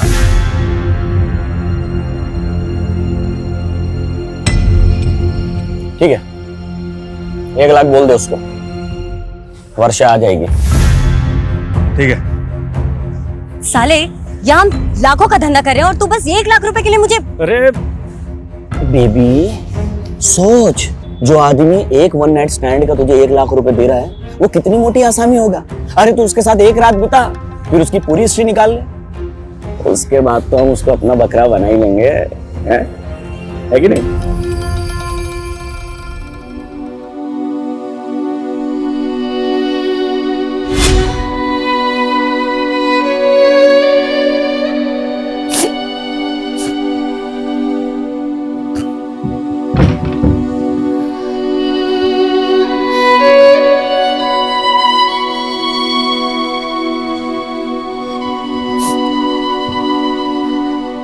देखो देविका, मैं समझ सकता हूँ कि तुम अपने फादर को बहुत मिस कर रही हो, लेकिन मेरा विश्वास करो, तुम्हें खुश रखने के लिए मुझसे जो भी होगा ना मैं करूंगा।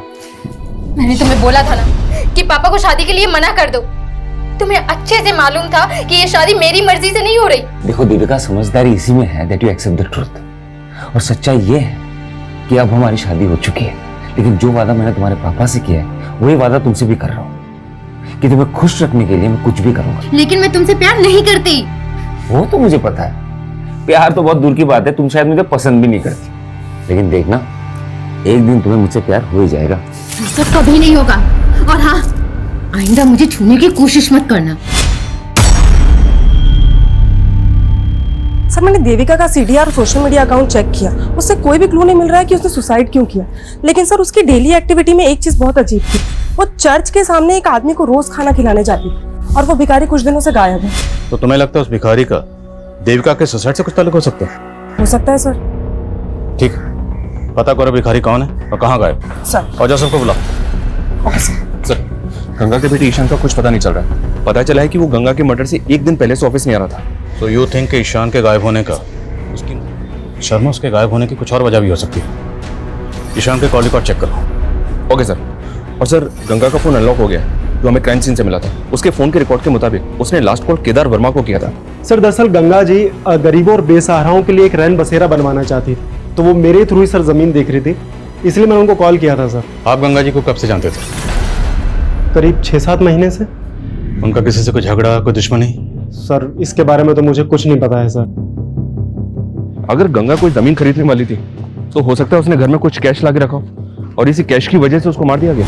सर शंकर ने अपने भांजे का जो गांव का एड्रेस दिया था वो फेक निकला, और सर शंकर भी घर पे नहीं है, शायद वो भाग गया होगा। और ये सब तुम्हारी गलती की वजह से हुआ, क्योंकि तूने गंगा की कंप्लेंट को सीरियसली लिया ही नहीं, मुझे तक नहीं बताया। अब खड़े क्या हो, पता करो शंकर कहाँ भाग गया। सर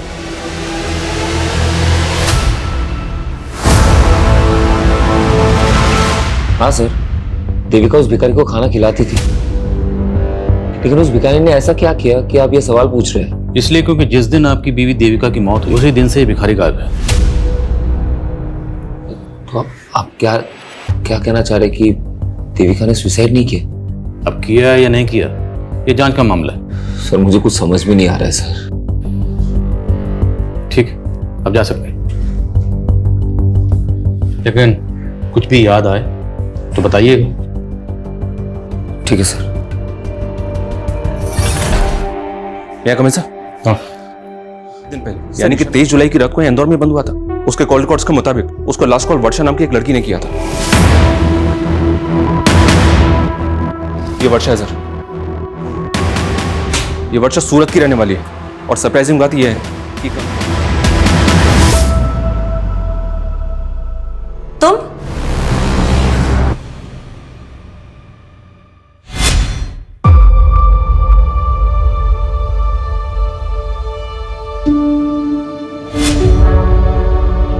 जोसेफ बेटा, मैं समझ सकता हूँ कि देविका की मौत से गहरा धक्का लगा है तुम्हें। अरे बस करो ना पापा, आपको समझ में नहीं आ रहा है क्या? आपकी वजह से मेरी और देविका की जिंदगी बर्बाद हो गई है। ये कैसी बात कर रहा है बेटा? और नहीं तो क्या, आपको पता था ना देविका मुझसे शादी नहीं करना चाहती थी, लेकिन उसके मर्जी के खिलाफ आपने उसकी शादी मेरे साथ करवा दी। कितनी मुश्किल से मैंने उसके दिल में अपने लिए जगह बनाई थी। देखिए ना क्या हुआ, एक बार भी उसने मेरे बारे में नहीं सोचा। ये तो छोड़ा, हमारे बच्चे के बारे में नहीं सोचा। बेटा मैं भी तो यही जानना चाहता हूँ, तुम दोनों के बीच में तो सब कुछ ठीक चल रहा था, फिर देविका ऐसा कैसे कर सकती है? कहीं किसी ने उसे मार तो नहीं दिया? किसने? मैं भी तो हो सकता हूँ ना। कैसी बात कर रहे हो तुम? पापा आप भी तो हो सकते हो। जोसेफ, तुम्हें कौन है उसका दुश्मन?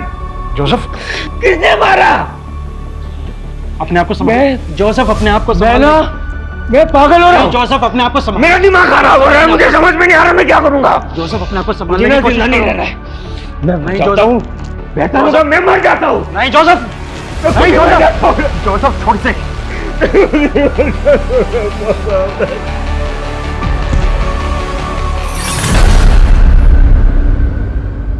वर्षा का मर्डर हो गया? जी, 23 जुलाई की रात वर्षा के सीडीआर से ही हमें पता चला कि उसने आखिरी कॉल ईशान को किया था। हम आप लोगों से कांटेक्ट करने ही वाले थे। 23 जुलाई से ईशान गायब है? Yes sir. और उसके अगले दिन 24 जुलाई को हमारे यहाँ इंदौर में। सर, वर्षा का मर्डर 23 जुलाई को हुआ, लेकिन हमें इन्फॉर्मेशन 24 जुलाई को मिली। वर्षा करते क्या थे? स्कॉट थे। वर्षा के सीडीआर से ही हमें परेश और विक्रम का नंबर मिला। दोनों का क्रिमिनल बैकग्राउंड है। परेश एक पिम्प है और वर्षा इस विक्रम के साथ मिलकर लोगों को ब्लैकमेल किया करती थी। तो ईशान का एक एस्कॉर्ट से क्या ताल्लुक हो सकता है? हो सकता है सर ईशान भी वर्षा और विक्रम से ब्लैकमेल हो रहा हो। ये भी हो सकता है कि ईशान के गायब होने में इस विक्रम का ही हाथ हो।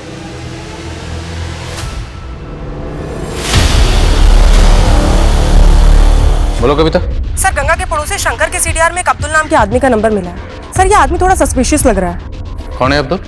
सर, अब्दुल एक मेड एजेंसी चलाता है और कुछ दिन पहले उसके साथ ह्यूमन ट्रैफिकिंग पे पूछताछ भी हो चुकी है। सर, देवास पुलिस को शक था कि वो ऐसे लोगों को काम पर लगवाता है जो ह्यूमन ट्रैफिकिंग के विक्टिम है, लेकिन सर उस पर कोई आरोप साबित नहीं हुआ है। तो मुमकिन है शंकर ने इस अब्दुल के जरिए ही उस माइनर बच्चे को काम पे रखा हो। मिलो इस अब्दुल से। मैडम, मैं ऐसे वैसे लोगों को काम पे नहीं लगवाता मैडम, सबकी पुलिस वेरिफिकेशन होती है। मैंने शंकर के यहाँ किसी बच्चे को काम पे नहीं लगवाया था। तो शंकर तुझे कॉल क्यों कर रहा था? रोज कितने कॉल आते हैं मैडम मेड सर्वेंट के लिए, अब उसमें शंकर कौन है मैं नहीं जानता।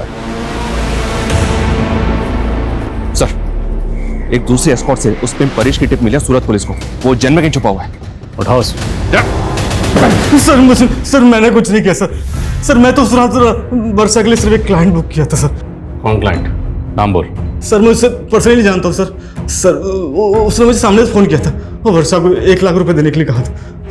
सर, मुझे लगता है उसने ही मारा हो उसे। हाँ, वो मारा हमें पता है कि वर्षा और विक्रम लोगों को ब्लैकमेल करके लूटते थे।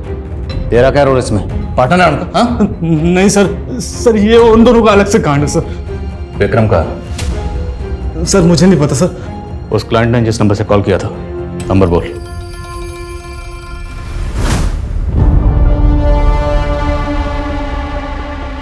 अरे जाना यार, जा।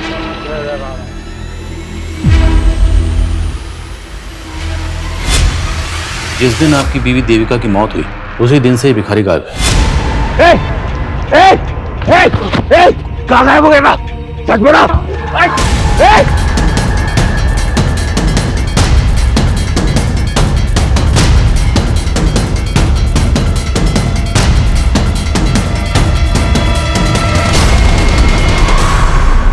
परेश ने वर्षा के कस्टमर का जो नंबर दिया था वो नंबर फेक आईडी का है। हो सकता है सर ये वर्षा का कोई ऐसा क्लाइंट हो जो वर्षा से ब्लैकमेल हो रहा हो और उसी ने वर्षा को मार दिया। दोनों केसेस अलग अलग हैं। और सर ये ईशान के गायब होने की कहानी भी समझ में नहीं आ रही।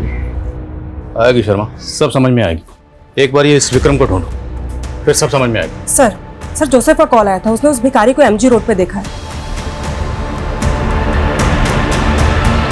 हम भिखारी लोग हैं साहब, जगह बदल बदल के भीख मांगते हैं। तो हमें सिर्फ ये बता, देविका तुझे रोज खाना खिलाने के लिए आती थी, वो अकेले आती थी या उसके साथ कोई होता था? साहब, मैम सब बिल्कुल अकेली आती थी, पर उस दिन साहब एक लड़का आया था जो उनको बहुत परेशान कर रहा था। मेरी बात सुनो प्लीज, एक बार मेरी बात तो सुनो प्लीज। कौन था वो लड़का? मैं नहीं जानता साहब, पर साहब मैंने कुछ नहीं किया, मुझे माफ कर दो। जाने दो सर, देविका ने मुझे कभी नहीं बताया कि कोई लड़का उसे परेशान कर रहा था। और पहले तो आप उस भिखारी पे शक कर रहे थे, अब उस पे यकीन कर रहे हैं। हम सिर्फ आपसे कंफर्म करना चाहते हैं, क्या देविका की जिंदगी में कोई लड़का था? सर, मैं आपको कह तो रहा हूं ना, कोई नहीं था। फिर ऐसी क्या वजह रही होगी कि 4-5 महीने? सर, ये मैं कैसे बता सकता हूँ? ठीक। मैं कम सर, शंकर के बारे में पता चला है। वो भोपाल में अपने भाई के घर पर है। सर, हमारे कहने पे भोपाल पुलिस ने उसे अरेस्ट कर लिया है। मानता हूँ सर, वो मेरा भांजा नहीं था। तो भागा क्यों था? सर, मैं डर गया था सर। कम पैसे का नौकर ढूंढने के चक्कर में अब्दुल ने मुझे वो माइनर बच्चा दिया था काम पर रखने के लिए, लेकिन सर मैंने उस बच्चे को पहले ही निकाल दिया था सर। तूने हमसे बोला कि ना तो तू शंकर को जानता है, लेकिन पता चला हमें ये सारा कांड तेरा ही है। सर मैं मानता हूँ कि मैंने एक माइनर बच्चे को काम पे लगाया, लेकिन मैंने किसी का मर्डर नहीं किया है सर। गंगा के बेटे ईशान को भी तू नहीं गायब किया है? बोल, किया है नहीं किया? सर मैंने कुछ भी नहीं किया सर।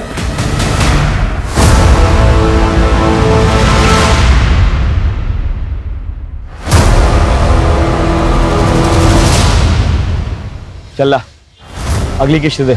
नहीं लाया और ना लाऊंगा। क्या? हाँ, मैंने अपनी वाइफ को सब बता दिया है। तुझे जो वीडियो भेजना है भेज। 1.5 आना बनता है। तेरी तो साले तो पुलिस लेकर आया। अब जल्दी से बता। वर्षा तो मेरी पार्टनर थी साहब, मैं उसको क्यों मारूंगा? और ये गंगा कौन है? मैं किसी गंगा को नहीं जानता। मैं बताता हूँ तुझे गंगा कौन। गंगा ईशान की माँ, और ये वर्षा ईशान को कॉल करती थी। अब ये बता कि वर्षा ईशान को कॉल क्यों करती थी?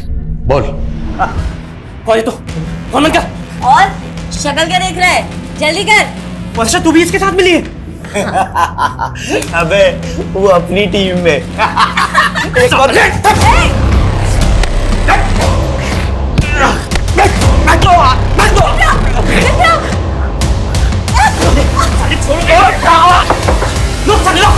सर वो साला 1.5 शाना निकला।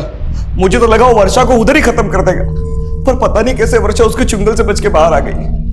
उसके बाद वो किधर गई, उसने ईशान को फोन क्यों लगाया, मेरे को नहीं मालूम साहब। पर परेश ने बताया कि जहां वर्षा होती थी वहां हमेशा तू होता था, उसका पार्टनर था ना तू। लेकिन जिस दिन उसका कत्ल हुआ सिर्फ उसी दिन उसके साथ नहीं था। क्यों? जब मैं लॉज में पहुंचा तब तक वर्षा का कांड हो चुका था साहब। लेकिन साहब वहां मेरी नजर एक विजिटिंग कार्ड पर पड़ी साहब। Visiting card? कातिल ने पहले कत्ल किया और उसके बाद जानबूझ के अपना विजिटिंग कार्ड वहां छोड़ दिया। नहीं साहब, मैं झूठ नहीं बोल रहा हूँ। मुझे मालूम था पुलिस मुझे ढूंढेगी, मेरे पे डाउट करेगी, इसलिए वो विजिटिंग कार्ड मैंने संभाल के रखा। वैक्सीन एंटरप्राइज आप ही की कंपनी? जी हाँ, ये मेरा ही विजिटिंग कार्ड है। लेकिन बात क्या है इंस्पेक्टर साहब? वर्षा को जानते हैं? कौन वर्षा? ये वर्षा एस्कॉर्ट थी। 23 जुलाई को सूरत में इसका कत्ल हुआ। जहां पे कत्ल हुआ आपका विजिटिंग कार्ड वहीं मिला। क्या? हमें भी जानकर ऐसी ही हैरानी हुई थी जब हमें पता चला कि आपको एस्कॉर्ट के पास जाने की आदत है। कहीं आपकी बीवी के सोसाइटी? क्या बकवास कर रहे हो आप इंस्पेक्टर साहब? जबान संभाल के, वरना मैं हाथ नहीं संभाल पाऊंगा। सीधे बताओ, कहीं वर्षा का कत्ल भी तुमने? कुछ भी बोल रहे हो आप? मुझे कोई एस्कॉर्ट के पास जाने का शौक नहीं है, और ना ही मैं किसी वर्षा को जानता हूँ। अक्सर मैं ये विजिटिंग कार्ड अपने क्लाइंट्स को दे देता हूँ, तो आपको मिल गया होगा। अभी चल हमारे साथ, तुझे थाना विजिट करवाते हैं। अरे इंस्पेक्टर साहब, सर मेरे दामाद ने ऐसा कुछ नहीं किया है, आपको गलतफहमी हो रही है। शर्मा लेके आ। अरे इंस्पेक्टर साहब मेरी बात सुनिए। परेश ध्यान से देखे से, यही वर्षा का क्लाइंट है ना जो वर्षा को बुक करता था? क्या बकवास कर रहे हो आप? तू तो बिल्कुल चुप ही रह। पहचाने से? साहब इतने सालों में मैंने कई मर्दों को वर्षा के पास भेजा है, हो सकता है उनमें से ये भी। तू मुझे फंसा क्यों रहा है? मैं तुझे और वर्षा को जानता तक नहीं हूँ। चल ले विक्रम, ध्यान से देखे से, ये वही है ना जिसका विजिटिंग कार्ड तूने हमें दिया था? उस रात लॉज के पास तूने इसी को देखा था ना? और शायद सर, मैं जब वहां लॉज पर पहुंचा तो मैंने इसी को बाहर निकलते हुए देखा था। यही है। अरे आप लोग जानते हैं क्या हो सर? आप उन जैसे क्रिमिनल्स पे भरोसा करके मुझ पे आरोप लगा रहे हो। आपको भरोसा नहीं है तो जैसे मेरी बीवी ने फंदा डाल के मर गई ना, उसी तरीके से मेरे गले में भी फांसी का फंदा डाल के मुझे मार डालो सर। ऐसा घिनौना इल्जाम मुझ पे मत डालो सर, मैंने कुछ नहीं किया है। वर्षा का मर्डर तो सूरत में हुआ था, और जोसेफ की फोन लोकेशन के हिसाब से उसका फोन 23 जुलाई को यहाँ इंदौर में ही एक्टिव था। तो फिर ये विक्रम वर्षा मर्डर केस में जोसेफ को फंसाना चाहता है? कहीं ऐसा तो नहीं कि 23 जुलाई को जोसेफ का कोई क्लाइंट सूरत गया था जिसे उसे अपना विजिटिंग कार्ड दिया था? जोसेफ के क्लाइंट की लिस्ट निकला। Okay sir. और सर ये जोसेफ का करना क्या है? छोड़ दो फिलहाल, लेकिन नजर रखो। ओके।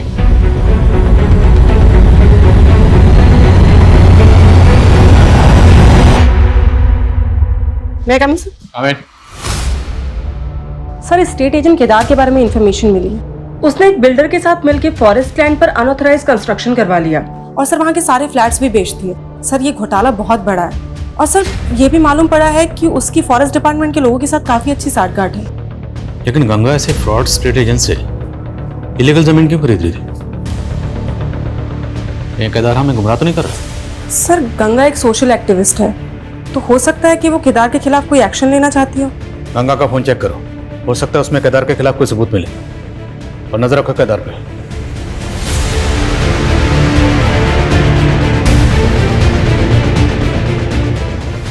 सर, गंगा के फोन का डेटा चेक किया।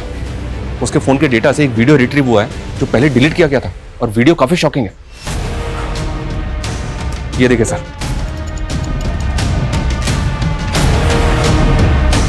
गंगा के फोन में देविका का वीडियो, और वो भी ऐसा वीडियो। ये वीडियो हमें गंगा नाम की सोशल एक्टिविस्ट के फोन में मिला। क्या चक्कर है? क्या छुपा रहे हो? मैं कुछ छिपा नहीं रहा सर। मैं तो जानता था भी इस वीडियो के बारे में। और ये देविका के साथ कौन? यही तो हम जानने हैं कि देविका के साथ किसने और क्या। सर मुझे इस वीडियो के बारे में कुछ नहीं पता। मेरी बेटी के साथ ये सब हो रहा था। आप नहीं जानते इस बारे में? क्या देविका ने भी आपको कभी नहीं बताया कि उसके साथ ये सब हो रहा था? नहीं सर। ये देविका का हस्बैंड और फादर वाकई इस वीडियो के बारे में कुछ नहीं जानते, या फिर वो कुछ छुपा रहे हैं? और सवाल ये भी है कि गंगा जैसी सोशल एक्टिविस्ट के मोबाइल में उसने डिलीट क्यों की? हो सकता है सर देविका किसी से ब्लैकमेल हो रही हो और उसने गंगा से मदद मांगी हो। तो हमें पता करना होगा ये वीडियो किसने बनाया, और इस वीडियो में देविका के साथ वो लड़का कौन है। सर वो भिखारी मैं बता रहा था कि एक लड़का है जो देविका को परेशान करता है। मेरी बात सुनो प्लीज, एक बार मेरी बात तो सुनो। उस भिखारी से उस लड़के का स्केच बनो। अब सवाल ये है कि वर्षा का कातिल कौन है? जोसेफ की क्लाइंट लिस्ट का क्या हुआ? सर जोसेफ की क्लाइंट लिस्ट में फिलहाल अभी तक ऐसा कोई नहीं मिला है जिसका वर्षा, विक्रम या इस परेश के साथ कोई कनेक्शन।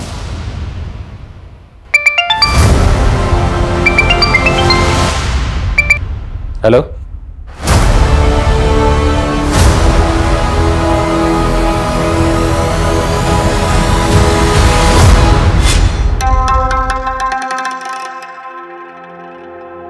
हाय।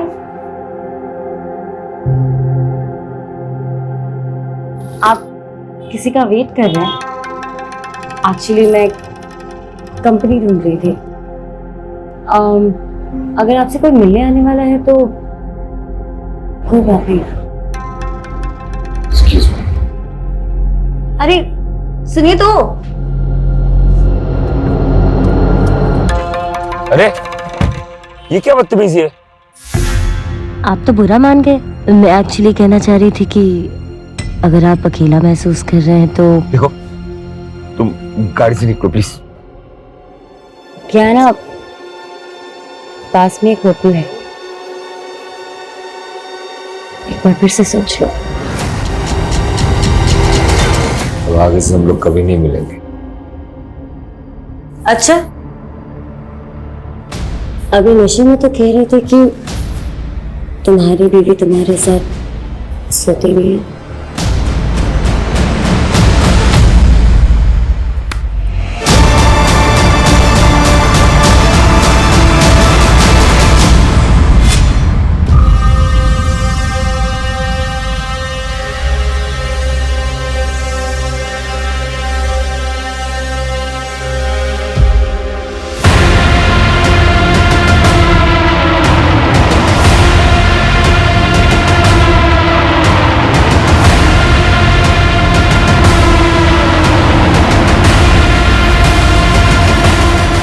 लिख के तूने ही अपनी माँ का मर्डर किया है, इसलिए अब तू भी सुसाइड कर रहा है। चल लिख।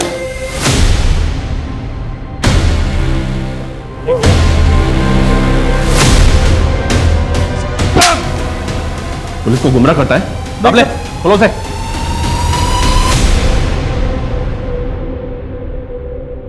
सर मैंने गंगा को नहीं मारा है सर। अबे ओ, तेरी बात पे पहले भरोसा करके देख चुके हम, अभी और नहीं, अभी सिर्फ सच बोल। मेरा यकीन मानिए सर। सर मैं झूठ नहीं बोल रहा हूँ सर, मैं उसको सबक सिखाना चाहता था क्योंकि उसने मेरा जीना आराम कर दिया था सर। देखो गंगा, मेरे किए गए घपलों से तुम्हें भी फायदा हो सकता है, तो ये 5 लाख रुपए लो और अपना मुंह बंद रखो। केदार, फॉरेस्ट डिपार्टमेंट की जमीन पर जबरदस्ती कब्जा करके तूने झूठे कागज बनवाए और तो और लोगों को फ्लैट भी बेच दिए। मैं तुम्हारी ये पोल खोल कर रहूंगी, सबूत है मेरे पास। लेकिन सर उससे पहले उसका मर्डर हो गया। और सर मेरा यकीन मानिए, मुझे नहीं मालूम उसको किसने मारा। शर्मा, बड़ी टेढ़ी खीर आई, पहले इसको जरा सीधा करो, फिर बात करते हैं। सर नहीं, जाओ। क्या मेरी माँ का मर्डर हो गया? पता ही होगा तुम। हमें पता चला है कि तू और देविका कॉलेज में एक साथ पढ़ते थे, और ये भी पता चला है कि देविका की मौत से पहले तो उसे मिलने गया था।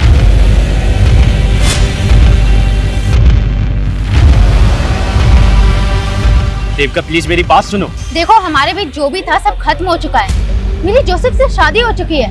आइंदा मुझसे मिलने की कोशिश मत करना। देविका, मानता हूँ सर कि मैं देविका को कॉलेज टाइम से प्यार करता हूँ, लेकिन आप ये सब क्यों पूछ रहे हैं? ये वीडियो तुम्हारी माँ के फोन में मिला। सर मेरी माँ के फोन में? वीडियो में ये देविका के साथ कौन है, और ये वीडियो तुम्हारी माँ के फोन में क्यों था? सर मेरा यकीन कीजिए, मैं नहीं जानता इस बारे में सर। वर्षा के बारे में तो जानते हो ना? क्या कनेक्शन है उसके साथ? कुछ छुपाना मत, वरना बुरे फंसोगे। बोलो।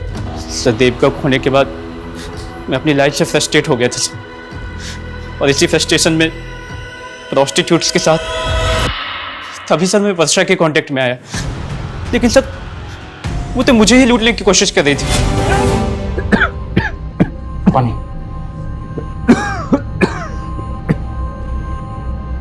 ये अचानक से तुम्हें हो क्या रहा है? दिन पे दिन तबीयत खराब सी होती जा रही है।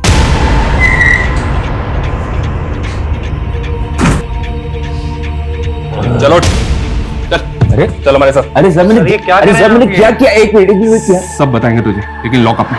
अरे सर मेरी बात तो सुनिए। चलो सर। अरे सर मेरी बात सुनिए। कुछ नहीं किया ही नहीं सर। मुझे क्यों लेके आया? मैं कह तो रहा हूँ मैंने कुछ नहीं किया। सर तुम्हारे नाटक से पर्दा अब उठ चुका है।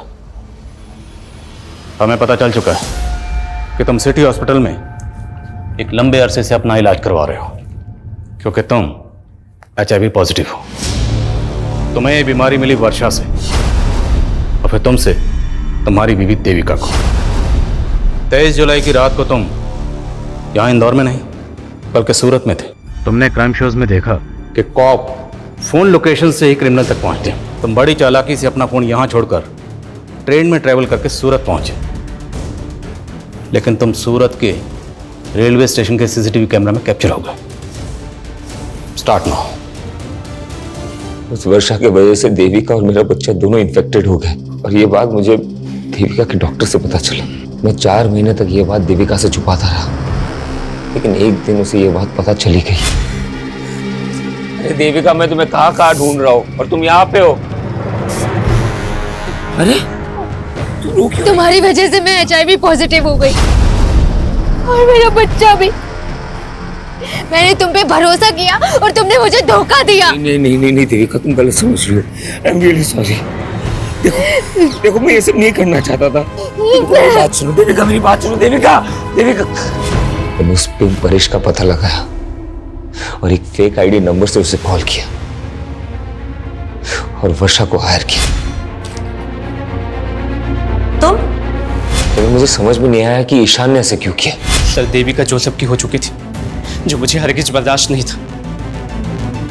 मैं देविका और जोसेफ से बदला लेना चाहता था, और मैंने एक प्लान बनाया कि वर्षा जोसेफ को HIV इन्फेक्ट कर दे। तुम्हें यह बात पता नहीं थी कि तुमसे शादी से पहले देविका ईशान से प्यार करती थी? शादी से पहले देविका का किसी के साथ अफेयर था, ये मुझे पता था, लेकिन वो ईशान था ये मुझे नहीं पता था। फिर तुम दोनों की शादी कैसे हुई? सर ये सब कुछ उस गंगा की वजह से हुआ है। देखिए यही घर है, और इस घर के मालिक शंकर ने एक माइनर से बच्चे को नौकर बना के रखा हुआ है। मेरी बेटी तो ईशान से प्यार करती थी, लेकिन गंगा को मेरी बेटी और ईशान की नजदीकियां पसंद नहीं थी। और सर वो वीडियो गंगा ने बनाया था, जिसमें मेरी बेटी उसके बेटे के क्या? उस वीडियो में जो लड़का है वो ईशान है? मैडम मुझे सच में नहीं मालूम था कि मेरी माँ ने हम दोनों का कोई वीडियो भी बनाया था। सर वो औरत जितनी भी महान बनती थी, लेकिन बहुत गिरवी औरत थी। महेश, देखिए अपनी बेटी की करतूत। कौन बोल रही हैं? गंगा अग्रवाल। तेरी बेटी ना मेरे बेटे को अपने प्यार के जाल में फंसाने की कोशिश कर रही है। ये कैसी बातें कर रही हैं आप? जो लड़की शादी से पहले मेरे बेटे के साथ सो सकती है, वो लड़की किसी और के साथ भी सो सकती है। और अगर तूने अपनी बेटी को नहीं समझा है ना, तो ये वीडियो वायरल कर दूंगी। वैसे भी मेरा बेटा तो इसमें दिख नहीं रहा।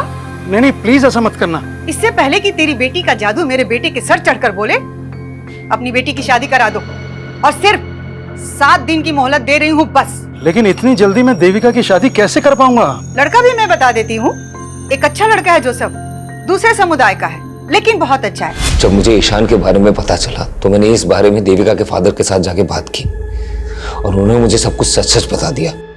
मुझे तो लगा गंगा आंटी की वजह से मुझे देविका जैसी लड़की मिली, लेकिन वो तो सबसे बड़ी कमी नहीं थी। इस सारे फसाद की जड़ वही थी। तो उस ईशान को भी नहीं छोड़ता, लेकिन वो मुझे मिला नहीं। उसके और उसकी मां की वजह से आज देविका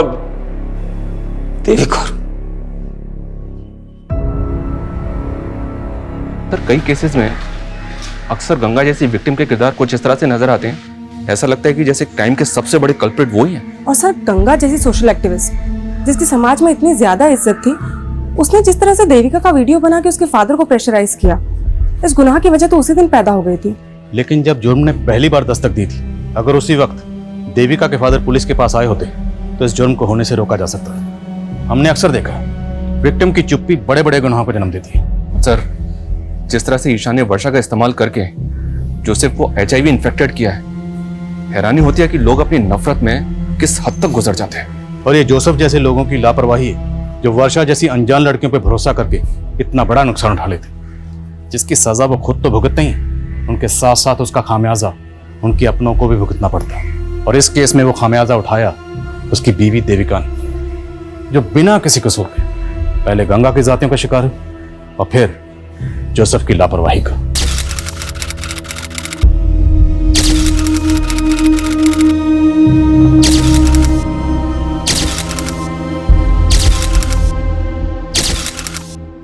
क्राइम पेट्रोल्स के और भी दिलचस्प कहानी देखने के लिए हमारे चैनल को सब्सक्राइब करें और बेल आइकॉन दबाना न भूलें।